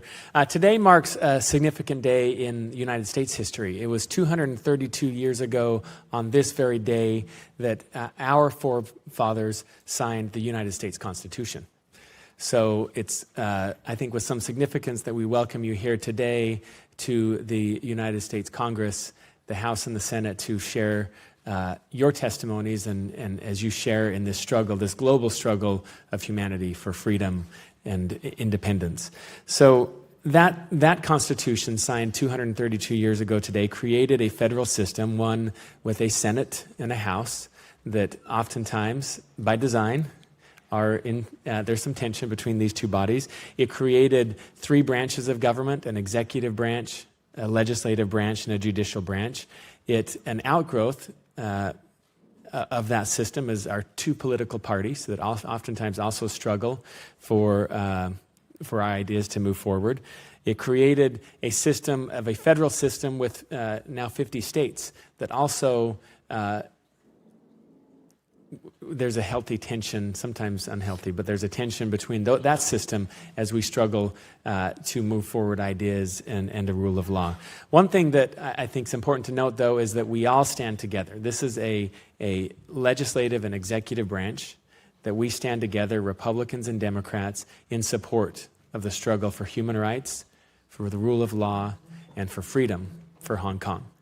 And I would echo the sentiments that have been expressed earlier, that we cannot have it both ways. We cannot have a rule of law and human rights and the struggle for freedom with the actions that we see that are undermining the very nature of that system in Hong Kong today. And so it's incredibly troubling to me to see what we have seen play out over the last 6 months.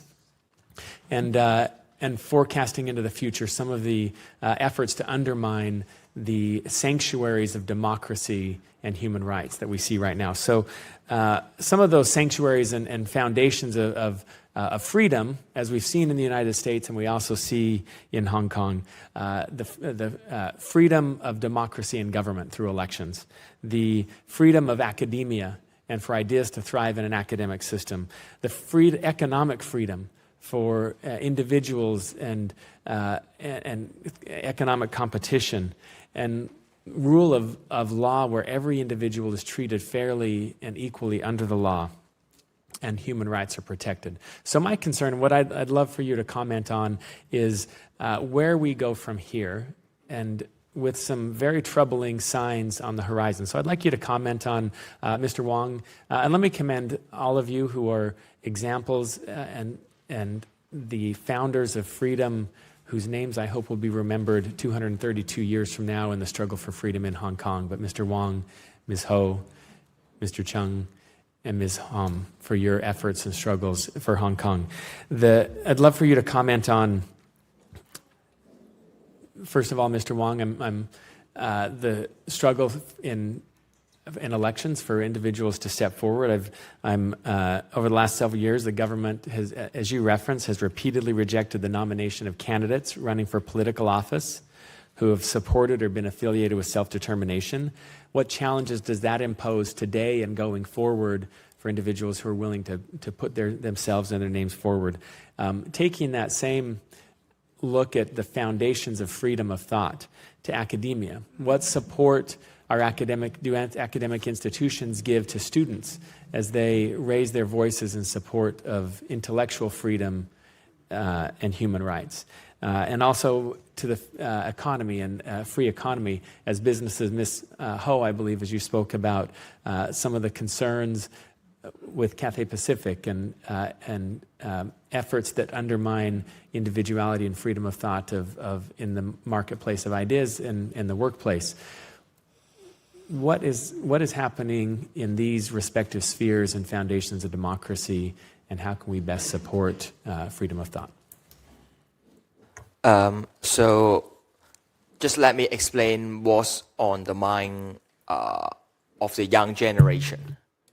In the past few years after the end of umbrella movement, lots of youngsters, no matter they uphold different kind of political belief, they still have the awareness and consensus. They hope their voice can be heard inside this institution. Apart from talk to the street, joining protests, is also significant for us for push forward political system and election reform. Unfortunately, with those political censorship, even I'm considering to run for office, and I will make the formal announcement on late of September or early October. I'm still aware that how Beijing hope to bar the whole generation of youngsters to enter the institution. But it's lucky that with the determination and courage of Hong Kongers, they just turned the whole generation of youngsters to be dissident. And not only the generation of baby boomers, even the generation of Gen X and millennials, all they joined the fight with solidarity and unity. So I would just make it clear, Hong Kong is not only suffering from the political crisis, we are also suffering from the humanitarian crisis, especially how Hong Kong police force just hardline suppress on us. No matter the sexual harassment experienced by young lady arrested, or how injured protester would be pulled down from the ambulance by riot police directly, or how arrested person is really difficult for them and being refused to contact lawyer or even seek for any kind of medical treatment. I think this kind of hardline suppression will just turn whole of my generation and the generation younger than me, no matter on the street or get inside the institution, we will keep on together with this uphill battle, and we hope the U.S. Congress can stand with Hong Kong.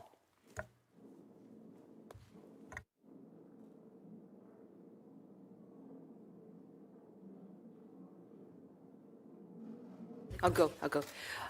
So yes, on the cultural side, and also on the freedom of thought side of things, it has been 90% of it probably has been eroded, where at least the whole show business has been is in the control of the communist government.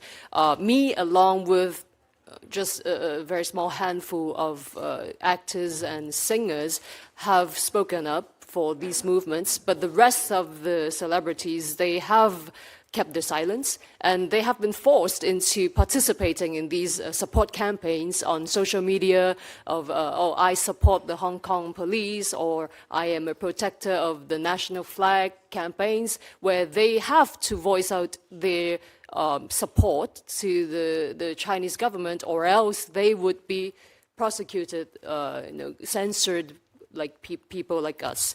So businesses, of course, they have been pressured also into obstructing these freedoms of Hong Kongers, namely MTR, our subway system.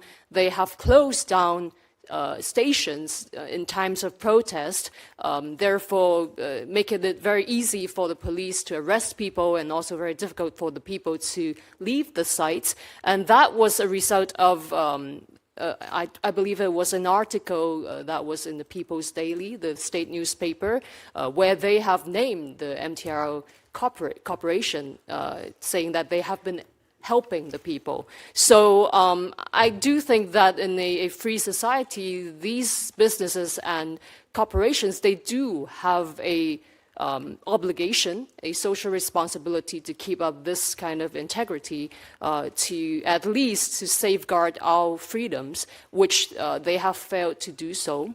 And like right now, we do not have much solutions to these problems, because aside of the people protesting, these businesses, they are exercising their suppression onto their people. So we hope that this Hong Kong Human Rights and Democracy Act, with these sanctions on the government officials, and hopefully, if this could extend to these corporations who have been violating the basic law, the freedom of speech and of the people, hopefully that this would be monitoring the businesses and also, of course, the government institutions in Hong Kong. From the academic perspective, I believe we need to have a correct understanding on China first. Because in 1989, when Professor Fukuyama famously declared that this is the end of the history because he believed democracy is the ultimate form of human government, and all the ideology, communism, or other authoritarianism will have no place in the coming world. But apparently, 2 decades after he gave his speech, he's wrong. And we cannot still using the mindset of the old times that we should continue the engagement policy towards China. We should abandon the engagement policy and try to use a more assertive way, try to understand China. Because in the campus, we know that Chinese government, they try to establish a lot of Confucius Institute around the world. And by that Confucius Institute, they are creating propaganda, try to influence the youth in other countries, including your kids. And this is not reasonable. Canada government last year, they started to shut down some of the Confucius Institutes. And I believe actually this is a global fight, because when we uphold the academic freedom and freedom of speech in the campus, the Chinese government apparently, they do not agree on that. And when many Hong Kong people, over the past few months, they support the movement in Hong Kong, and they have organized a lot of rallies across the globe, in Australia, in UK, in US. They have received a lot of threatening letters, and they are being followed. Their home address are being posted on those social medias. And that's why we need all the few countries, including US, to support Hong Kong people in the campus and to uphold the to support the academic freedom in the long run. Thank you. I think the question that all of this also is related to is China's clear exercise of soft, hard, and sharp power. And so I want to say a couple of things on the academic front.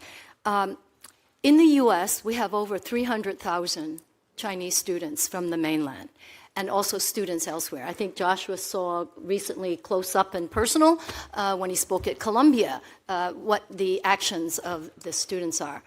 I'm not raising it to think that there's an easy answer, but I do think that we must be thinking about how do we, and I use it for lack of a better word, engage the fact that we're welcoming students into U.S. institutions. I teach a human rights course at NYU as well, and I had some mainlanders who did not want to take my course because they're afraid to take the course, because if they take the course, other people were reporting on who took the course by Sharon, human rights in China director. And then even recently, if I had students in the class as observers or whatever from the mainland, so I'm saying that the censorship is on mainland students as well. So we do have them protesting, but we also have to recognize they are all under surveillance with families back home. I really want to echo Denise's call to bring in the role of the companies, and in particular, as the Protect Hong Kong Act moves forward in discussions, and I know that it's going through a legislative process, I think it would be really good to think about and address the question of the U.S. companies, because not only will the denial of export licenses really address the issue, it will address the issue of no longer being complicit, but will it address the issue of the actual category of lethal and non-lethal materials? And I wanted to point out that China hosts the China International Exhibition on Police Equipment every 2 years. The next one, they all held in Beijing, will be held on May 12th to the 15th. That's a really important date. And they sell, and they have thousands of exhibitors from all over the world and companies. And in the past, we have been monitoring many U.S. companies have gone to exhibit and sell, and then afterwards report very proudly on the are we singing? Okay, not yet, right? Okay, not yet, not singing yet.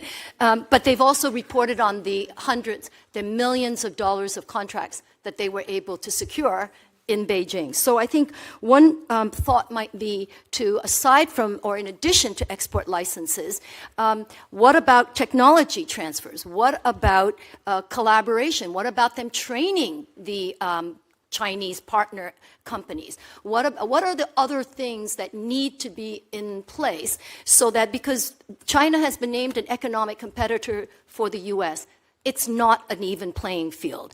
They're an economic competitor where the SOEs are dominating the economy. You are not investing in all the U.S. companies, but China is investing in all the key industries, and that is technology, and, AI, the military sector, financial services, and then the ICT sector, which is completely state-owned enterprise in terms of the key ICT. So I want to ask one final thought for what can be done going forward.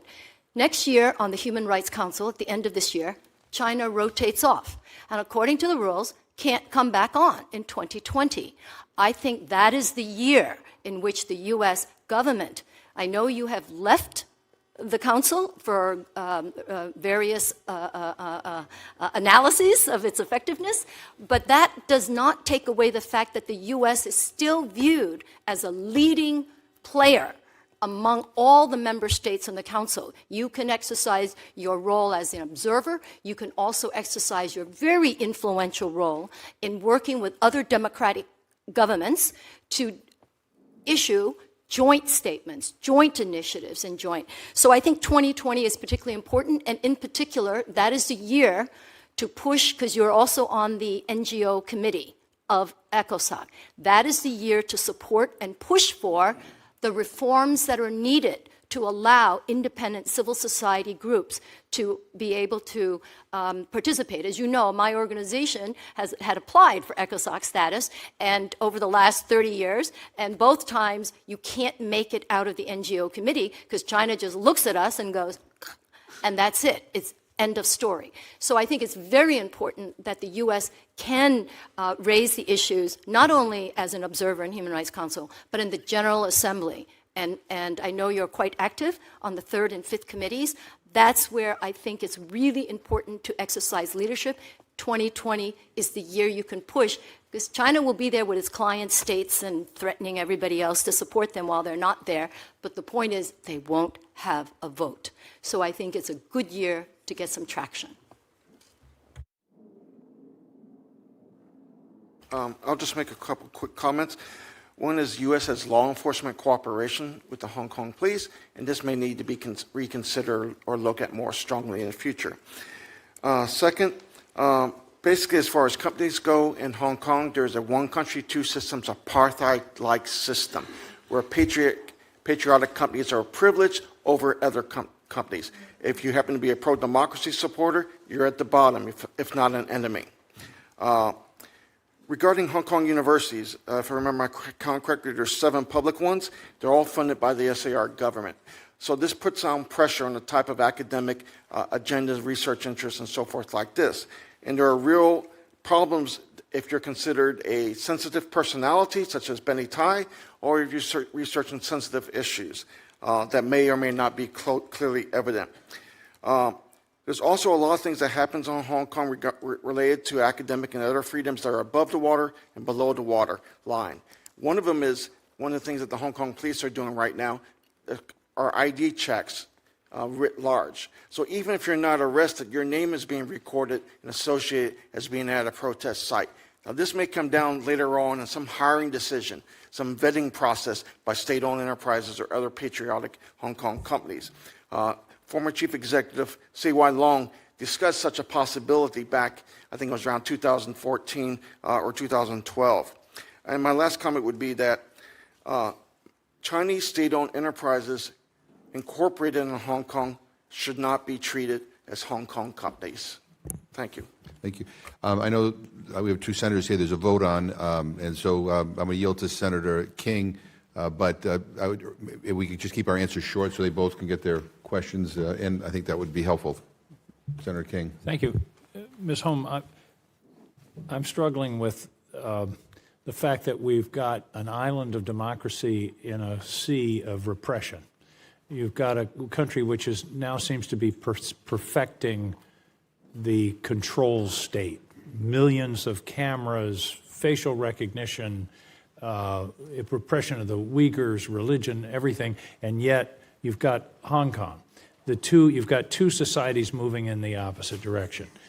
Very briefly, what's the solution, or is there one? Where does this end as a practical matter, I mean, as a practical matter, there's 7 million, I understand, Hong Kongers and almost, 800 million mainlanders, whatever that number is. The other piece that I wanted to ask is there any sympathy for the Hong Kongers within the mainland? Is there a nascent, I wouldn't call it a democracy movement, but at least a freedom of expression movement, or is the government in such firm control that's a fantasy? Give me a picture of where this goes. Thank you. I have no answers because this is an ongoing struggle, but I do want to say that the control state, you've put your finger right on it.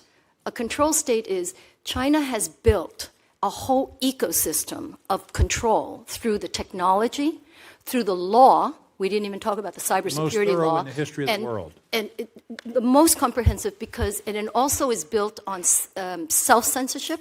It's also built on a whole social platforms of community reporting on each other. So there's this whole ecosystem, which is pretty comprehensive, that feeds each other.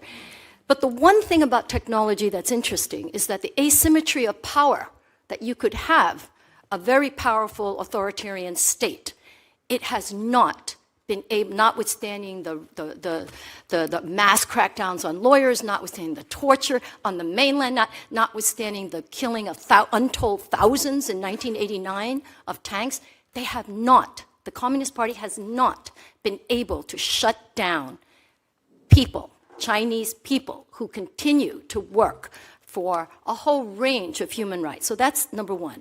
The second thing we haven't really mentioned is that Hong Kong has always been, since '89, the only city, and I will say within formal China, that has over 100,000 people every year on June 4th remembering. It was Hong Kong students, it was Hong Kong journalists who went up to Beijing to support the democracy movement. And there are very moving stories of the protesters knowing that the tanks were coming. But they said, let the Hong Kong students, they must make it safely back because they will tell our story. Can the Beijing regime tolerate Hong Kong? Isn't Hong Kong a fundamental threat to this whole control regime? Half of Hong Kong is a fundamental threat. The part of Hong Kong that can be its golden goose that lays the golden egg, they like that pot. But that goose isn't living in a free-range farm. And they want that golden goose to absolutely, be like, keep laying those eggs, but, you're going to have no air, no this, no that. So they're trying to do something impossible. They're trying to keep half of Hong Kong, denying a reality of who and what Hong Kong is, because Hong Kongers we have had a history of freedom, and we have had a history of working courts and independence. You can't just wipe it. Sympathy for mainlanders. I know, because I also teach human rights seminars at some institutions in Hong Kong, that mainlanders participate in the demonstrations. And I can tell you, when they participate in the demonstrations in Hong Kong, 1 million people, their parents back home on the mainland will get a knock on the door and a visit from the public security saying, your daughter, your son is in those marches, tell them to stop. So they're both in Hong Kong, mainlanders in Hong Kong, are very, it's not just what you see in the media of them fighting and protesting and fighting. There are Hong Kongers who support and are inspired by, that's what Beijing is afraid of. They're afraid, that's why they first censored everything, and then suddenly they realize, oh my gosh, we can't censor it. Everybody actually has those illegal VPNs, and they are getting the information. So then they started doing the disinformation, because the blackout didn't work, so they started the disinformation. The other point is that there are mainlanders from the beginning in June who have expressed support for the Hong Kong democracy movement online. What has happened to them? Arrested, detained, threatened, intimidated, etc. So notwithstanding the full force of an authoritarian police state, they're not able to shut it down. And, Mr. King, they're not able to tell mainlanders who do see what they're seeing and who are not afraid and are willing to also pay the price to support Hong Kong's movement, because they understand that if Hong Kongers can hold the line, then the mainlanders who also want democracy and freedom can also have a chance. But Hong Kongers are the front line. Well, I want to join my colleagues in thanking you all. It's hard for us to conceive of the courage that it takes. There's no doubt that in this room today is someone reporting to Beijing about each of your That's right. testimony. That's right. And So please make sure we're stated properly. I don't want any misquotes. And I want to thank you for your courage to speak the truth. And hopefully we will be able to pass some of this legislation to make it clear to the regime in Beijing that democracy is an important value and that we're just not going to pay lip service to it. Thank you all very much. Thank you, Mr. Thank you very much, Senator Daines. Thank you, Mr. Chairman. I want to thank this panel for coming before this commission, providing some perspective and expertise on this important and very timely topic. As many of you know, I spent more than 5 years living in Guangzhou and part of that time in Hong Kong. Back in the 1990s when I was in the private sector, raising a family. In fact, we have 4 children. Our 2 youngest children were both born in Hong Kong. I'm deeply concerned with the ongoing erosion of autonomy and human rights in the region, and I will tell you I stand with the citizens of Hong Kong. In fact, just this past month, I helped lead a legislative exchange between the U.S. and 6 LegCo leaders who came to my home state of Montana. This event was important to better understand the situation in Hong Kong and identifying what some of the key issues were and have a very open and free exchange. As the leader of the free world, we, the United States, and the entire world must continue to support the autonomy and the freedoms of Hong Kong. It is one country, 2 systems. I was in Hong Kong on June 30th, 1997, and saw the Union Jack come down for the last time. The Hong Kong central government needs to work with protesters to accept the demands put forward by the citizens of the country, and the use of excessive force by the police must end immediately. We must continue to work together towards building a strong relationship between our 2 countries. Question, I'll start with Mr. Wong. The protesters have formed a consensus around 5 demands, including withdrawal of the extradition bill and, of course, universal suffrage. Does the government need to comply with all 5 demands immediately, or is there a phased or alternative outcome that might be acceptable? Hong Kong people fight for free election and universal suffrage since 3 decades ago, even earlier than I born. All the 5 demands is the consensus of Hong Kongers took to the street in the past 3 months, and all those 5 demands are also within the existing constitutional framework. Especially, Beijing made the promise in the Sino-British Joint Declaration and recognized the importance to let Hong Kong people enjoy freedom and autonomy, especially with the quote of Hong Kong people ruling Hong Kong. So I would say that democracy movement and protests must continue until the day we have democracy, even we strongly experience the state capitalist regime crackdown on Hong Kong human rights.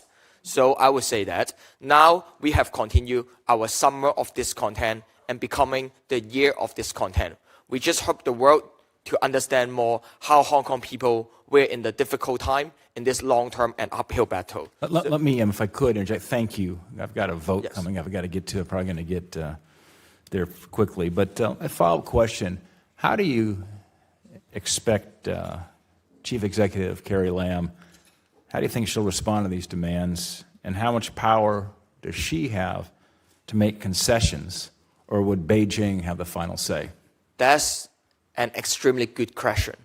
Carrie Lam is a puppet government handpicked by Beijing, and she is not the decision maker. What we realize is withdraw the bill or not, stopping police brutality or not, or allowing Hong Kong people enjoy free election or not, all depends on Beijing authorities instead of Chief Executive of Hong Kong. Carrie Lam doesn't have a say on it. She's just following the order from Beijing authorities, especially on how the State Council in Beijing regularly hold a press conference in the past few weeks to criticize on Hong Kong protests. It already showed that how Carrie Lam can't solve the political crisis by her personal capacity. All right, thank you. I'd love to keep the discussion going longer, but I've got to go down. We appreciate it. Thank you very much. Thank you very much. And I think Mr. Smith has one additional question. Thank you very much, Mr. Chairman. I do appreciate it. If I could, and Ms. Hom, you did mention it, and I think it bears a little further scrutiny. One of the notions of there's no such thing as a free lunch, in my opinion, applies with on steroids to the issue of Confucius centers, which are just agents of influence, pushing the Beijing line. In the past, in both my subcommittee on human rights, which I chaired, and this commission, I've held a series of hearings on Confucius centers, as well as on those entities, universities, colleges that get access to the mainland China especially, and get an enormous number of perks, money, physical plant venues for their colleges or universities, including NYU. And matter of fact, I had the chancellor of NYU testify at one of my hearings and asked that I could go and speak, and he allowed me to come and give a speech or a lecture on human rights in Shanghai at the NYU campus. But the concern is that there are en route to 1,000 or something like that globally, that is to say the Chinese government with these Confucius centers. We have 96 in the United States, 82 are public, 14 are private.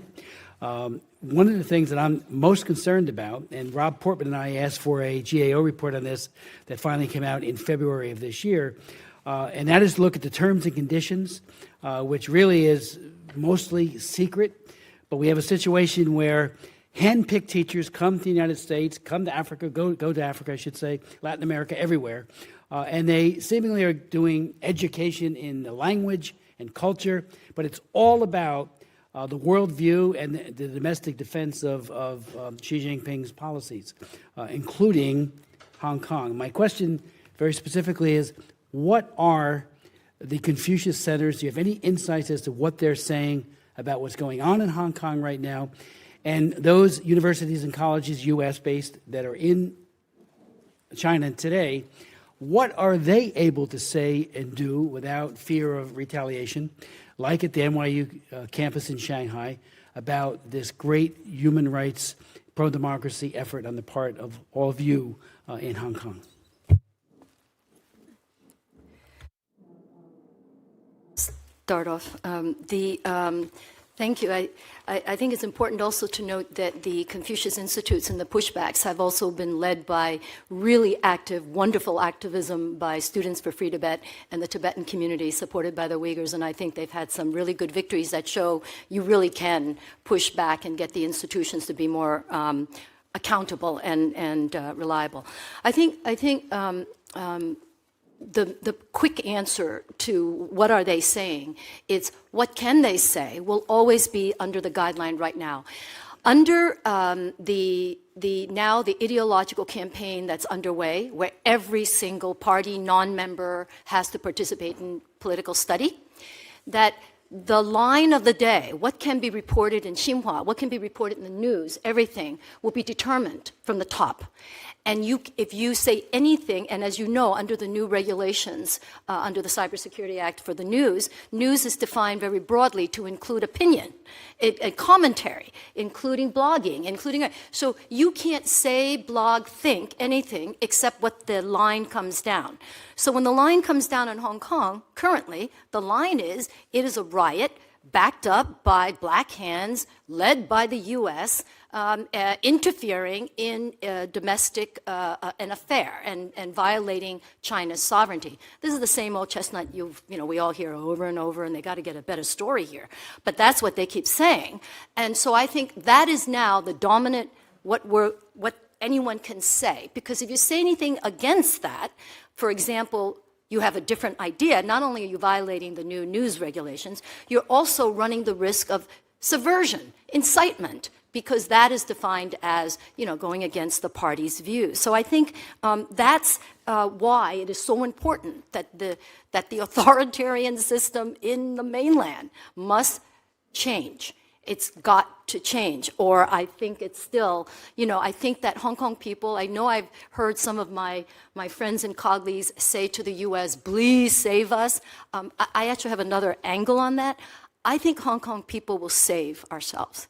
I think Hong Kong people are going to do it. What I think is necessary from the international community is please help make the human cost less, because it's very clear and heartbreaking that the young people are ready to go to the mat. And I think the key is, as I think the US government and this commission is doing, is to stand by so that the human costs can be mitigated a little bit. Understood, but how did the teachers in the Confucius Institute get their marching orders? So this is like going inside of a black box, but let me speculate. Yeah.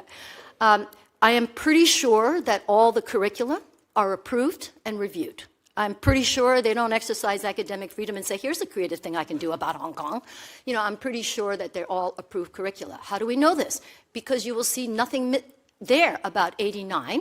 You will know, yeah, there are just big holes in that history, what's happening, and all of the, you'll probably read about the diverse ethnic groups in China, happy people, happy Tibetans, happy Uyghurs, you know, you'll probably see that version of what is happening.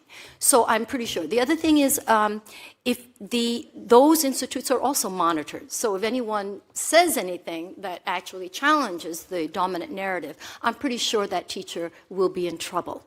So I think it's pretty tightly controlled, and the money is the, what do you see the word, the enticement to universities. And I think not only just for the Confucius Institutes, they sometimes come along with other really good goods like an endowed chair, like money for a chair, like money for a program. So I think there's this kind of collapse. Because Senator Daines left, can I say something to him anyway? Yes. Okay, Senator, I'm so sorry, but I really think it's important. As somebody who loves Hong Kong and personally and professionally, and as a member of from the private sector, I think we need to also remember that every single SOE, state-owned enterprise, has a party committee. And now that requirement has extended to companies with foreign investments and foreign companies. I had a Canadian company ask me, how could that be? Why are they making us establish a party committee? I said, you're not being targeted. All the companies will have to have a party committee. What does the party committee do? Review your personnel, review your management, review your business decisions, make sure everybody is ideologically pure, blah, blah, blah, like that. And do they hide this? Not a secret. Look at the annual reports of China Telecom, China Mobile. They have pictures of the annual meeting of the party committee saying, we did good, the party committee's happy with us this year, we complied.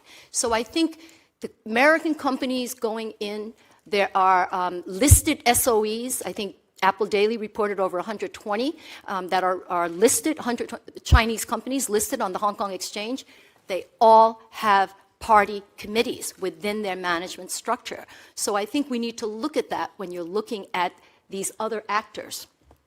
Thank you. That's for you, Senator Daines. Well, thank you very much. You've been very patient. You've been here for 2.5 hours. I'm the last person, so you have to bear with me just a little bit more. But this is this hearing is winding down. First of all, let me thank everybody for being here. I mean, everybody's testimony has been, I think, informative and has given us some marching orders, and I appreciate your responses to the questions.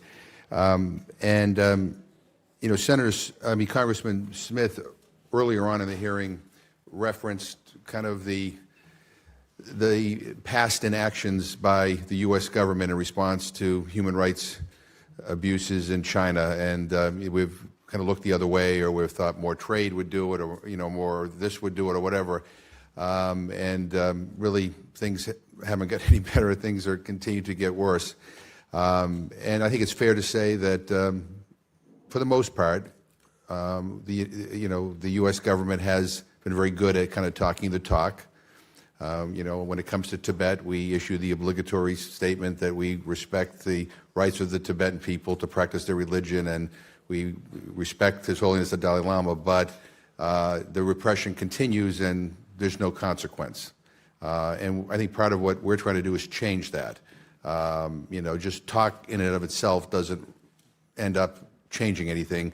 There needs to be a consequence. And so we're trying to move legislation forward that would impose that consequence. And I think it was very clear from everybody here that the Protect Hong Kong Act and the Hong Kong Human Rights and Democracy Act are important items for us to pass in the House and Senate. And I believe, and I can probably give you an assurance that we will do that. I mean, it doesn't happen here overnight. Senator Rubio talked about hearings that are happening in the Senate. We have assurances from the relevant committees in the House that they will move on this, and I believe they will come to the House floor and they will come to the Senate floor and they will receive bipartisan support. And so that will happen. So we get the message on that, and that is, and we will follow through. So we have our assignments. Mr. Wong and Ms. Ho and Mr. Chung, you've traveled, and along with some of your colleagues who are behind you, and I want to recognize them as well, have traveled a long way at a very critical time in Hong Kong. And you've come here to build international support for Hong Kong. And I think it'd be important, for the record, for you to say, why it is so important that the international community and the United States support your effort. I mean, why that is critical to the success and what you are doing. And I also would like to get everybody's response to this, and that is, I have to be honest with you. I've been somewhat disappointed in the current our administration's response to what is happening in Hong Kong. I think it should be much more forceful, and I would appreciate your comments on advice that you would give the Trump administration on what they should be saying when dealing with the Chinese government. And we could begin with, why don't we begin with Dr. Garrett, because we've been going, we'll end with Mr. Wong.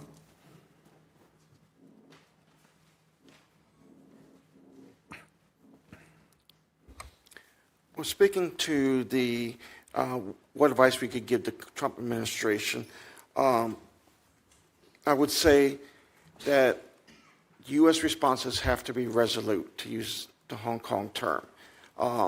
If they're not hard, and if they're not unwavering, you will not get any respect from Xi Jinping's Communist Party. They will exploit it. The strongman aesthetic is what rules Beijing right now, and even in Hong Kong and Tamar.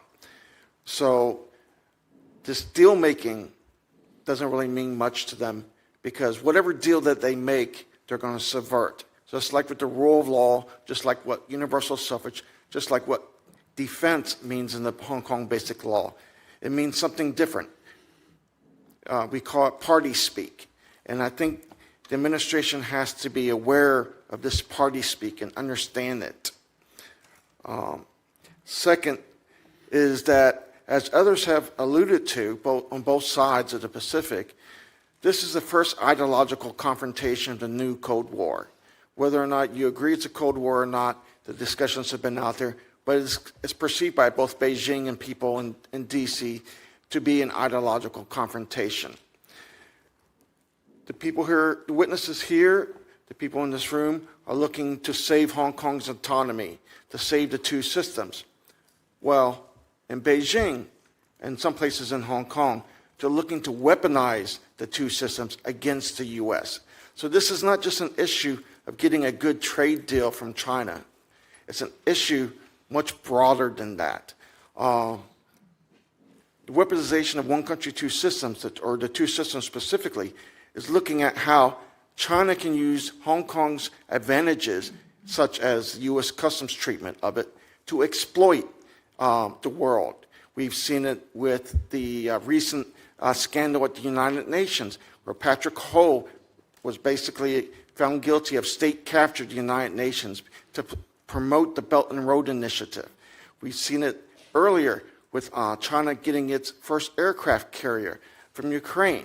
That was done through a whole series of deceptions and manipulations of Hong Kong's special status. And these types of things are still going on today. But we're not looking at, and this is one of the reasons why, in my opinion, it's very important to treat state-owned enterprises in Hong Kong and anybody affiliated with the CPPCC or the NPC differently than how we would treat regular Hong Kongers. Thank you. Ms. Horn? I really think that's a scary thought to give advice to Trump or the administration, but I think that any actions by the administration has to hold true to the U.S.'s core values. The U.S. has core values on human rights and democracy and freedom. And I totally echo, Hong Kong should not be made into a bargaining chip in some deal that's on the table. The ideological confrontation and the battle of the models is actually much more than that. It's really China against the world. It's not two models of equal legitimacy and equal, because the model that China is trying to attack and replace is the model that the international community, with Eleanor Roosevelt, in fact, playing a very key role in the Universal Declaration. It was a world order that came out to say we will never again have what happened in Nazi Germany. We will never again have mass detentions. We will never have mass trampling on human dignity. And so to take down that order, it's not about models. The Chinese models are not co-equal. It is a Chinese party model. And I think we should start framing it as China against the dominant world order. It is a dominant world order, and it still exists, and they can't treat it as if we could now change the model. And so I think on no consequences. There needs to be more consequences, but it's not totally accurate.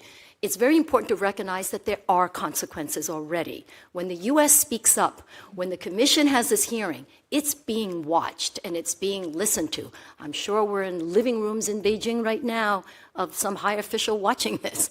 But You're live on C-SPAN. I'm live on C-SPAN. you know, Hong Kong人加油 is what I have to say to them. But so I think the consequences that we also should keep in mind is the party does want legitimacy. It can't stay in power through naked military bullying and force. It can get a long ways with bullying, but it can't stay in power without legitimacy. And that's what the whole international human rights system, the U.S. holding on to core values, you don't have to give that up. You say, no, we're not going to give you that legitimacy. You're acting like a thug.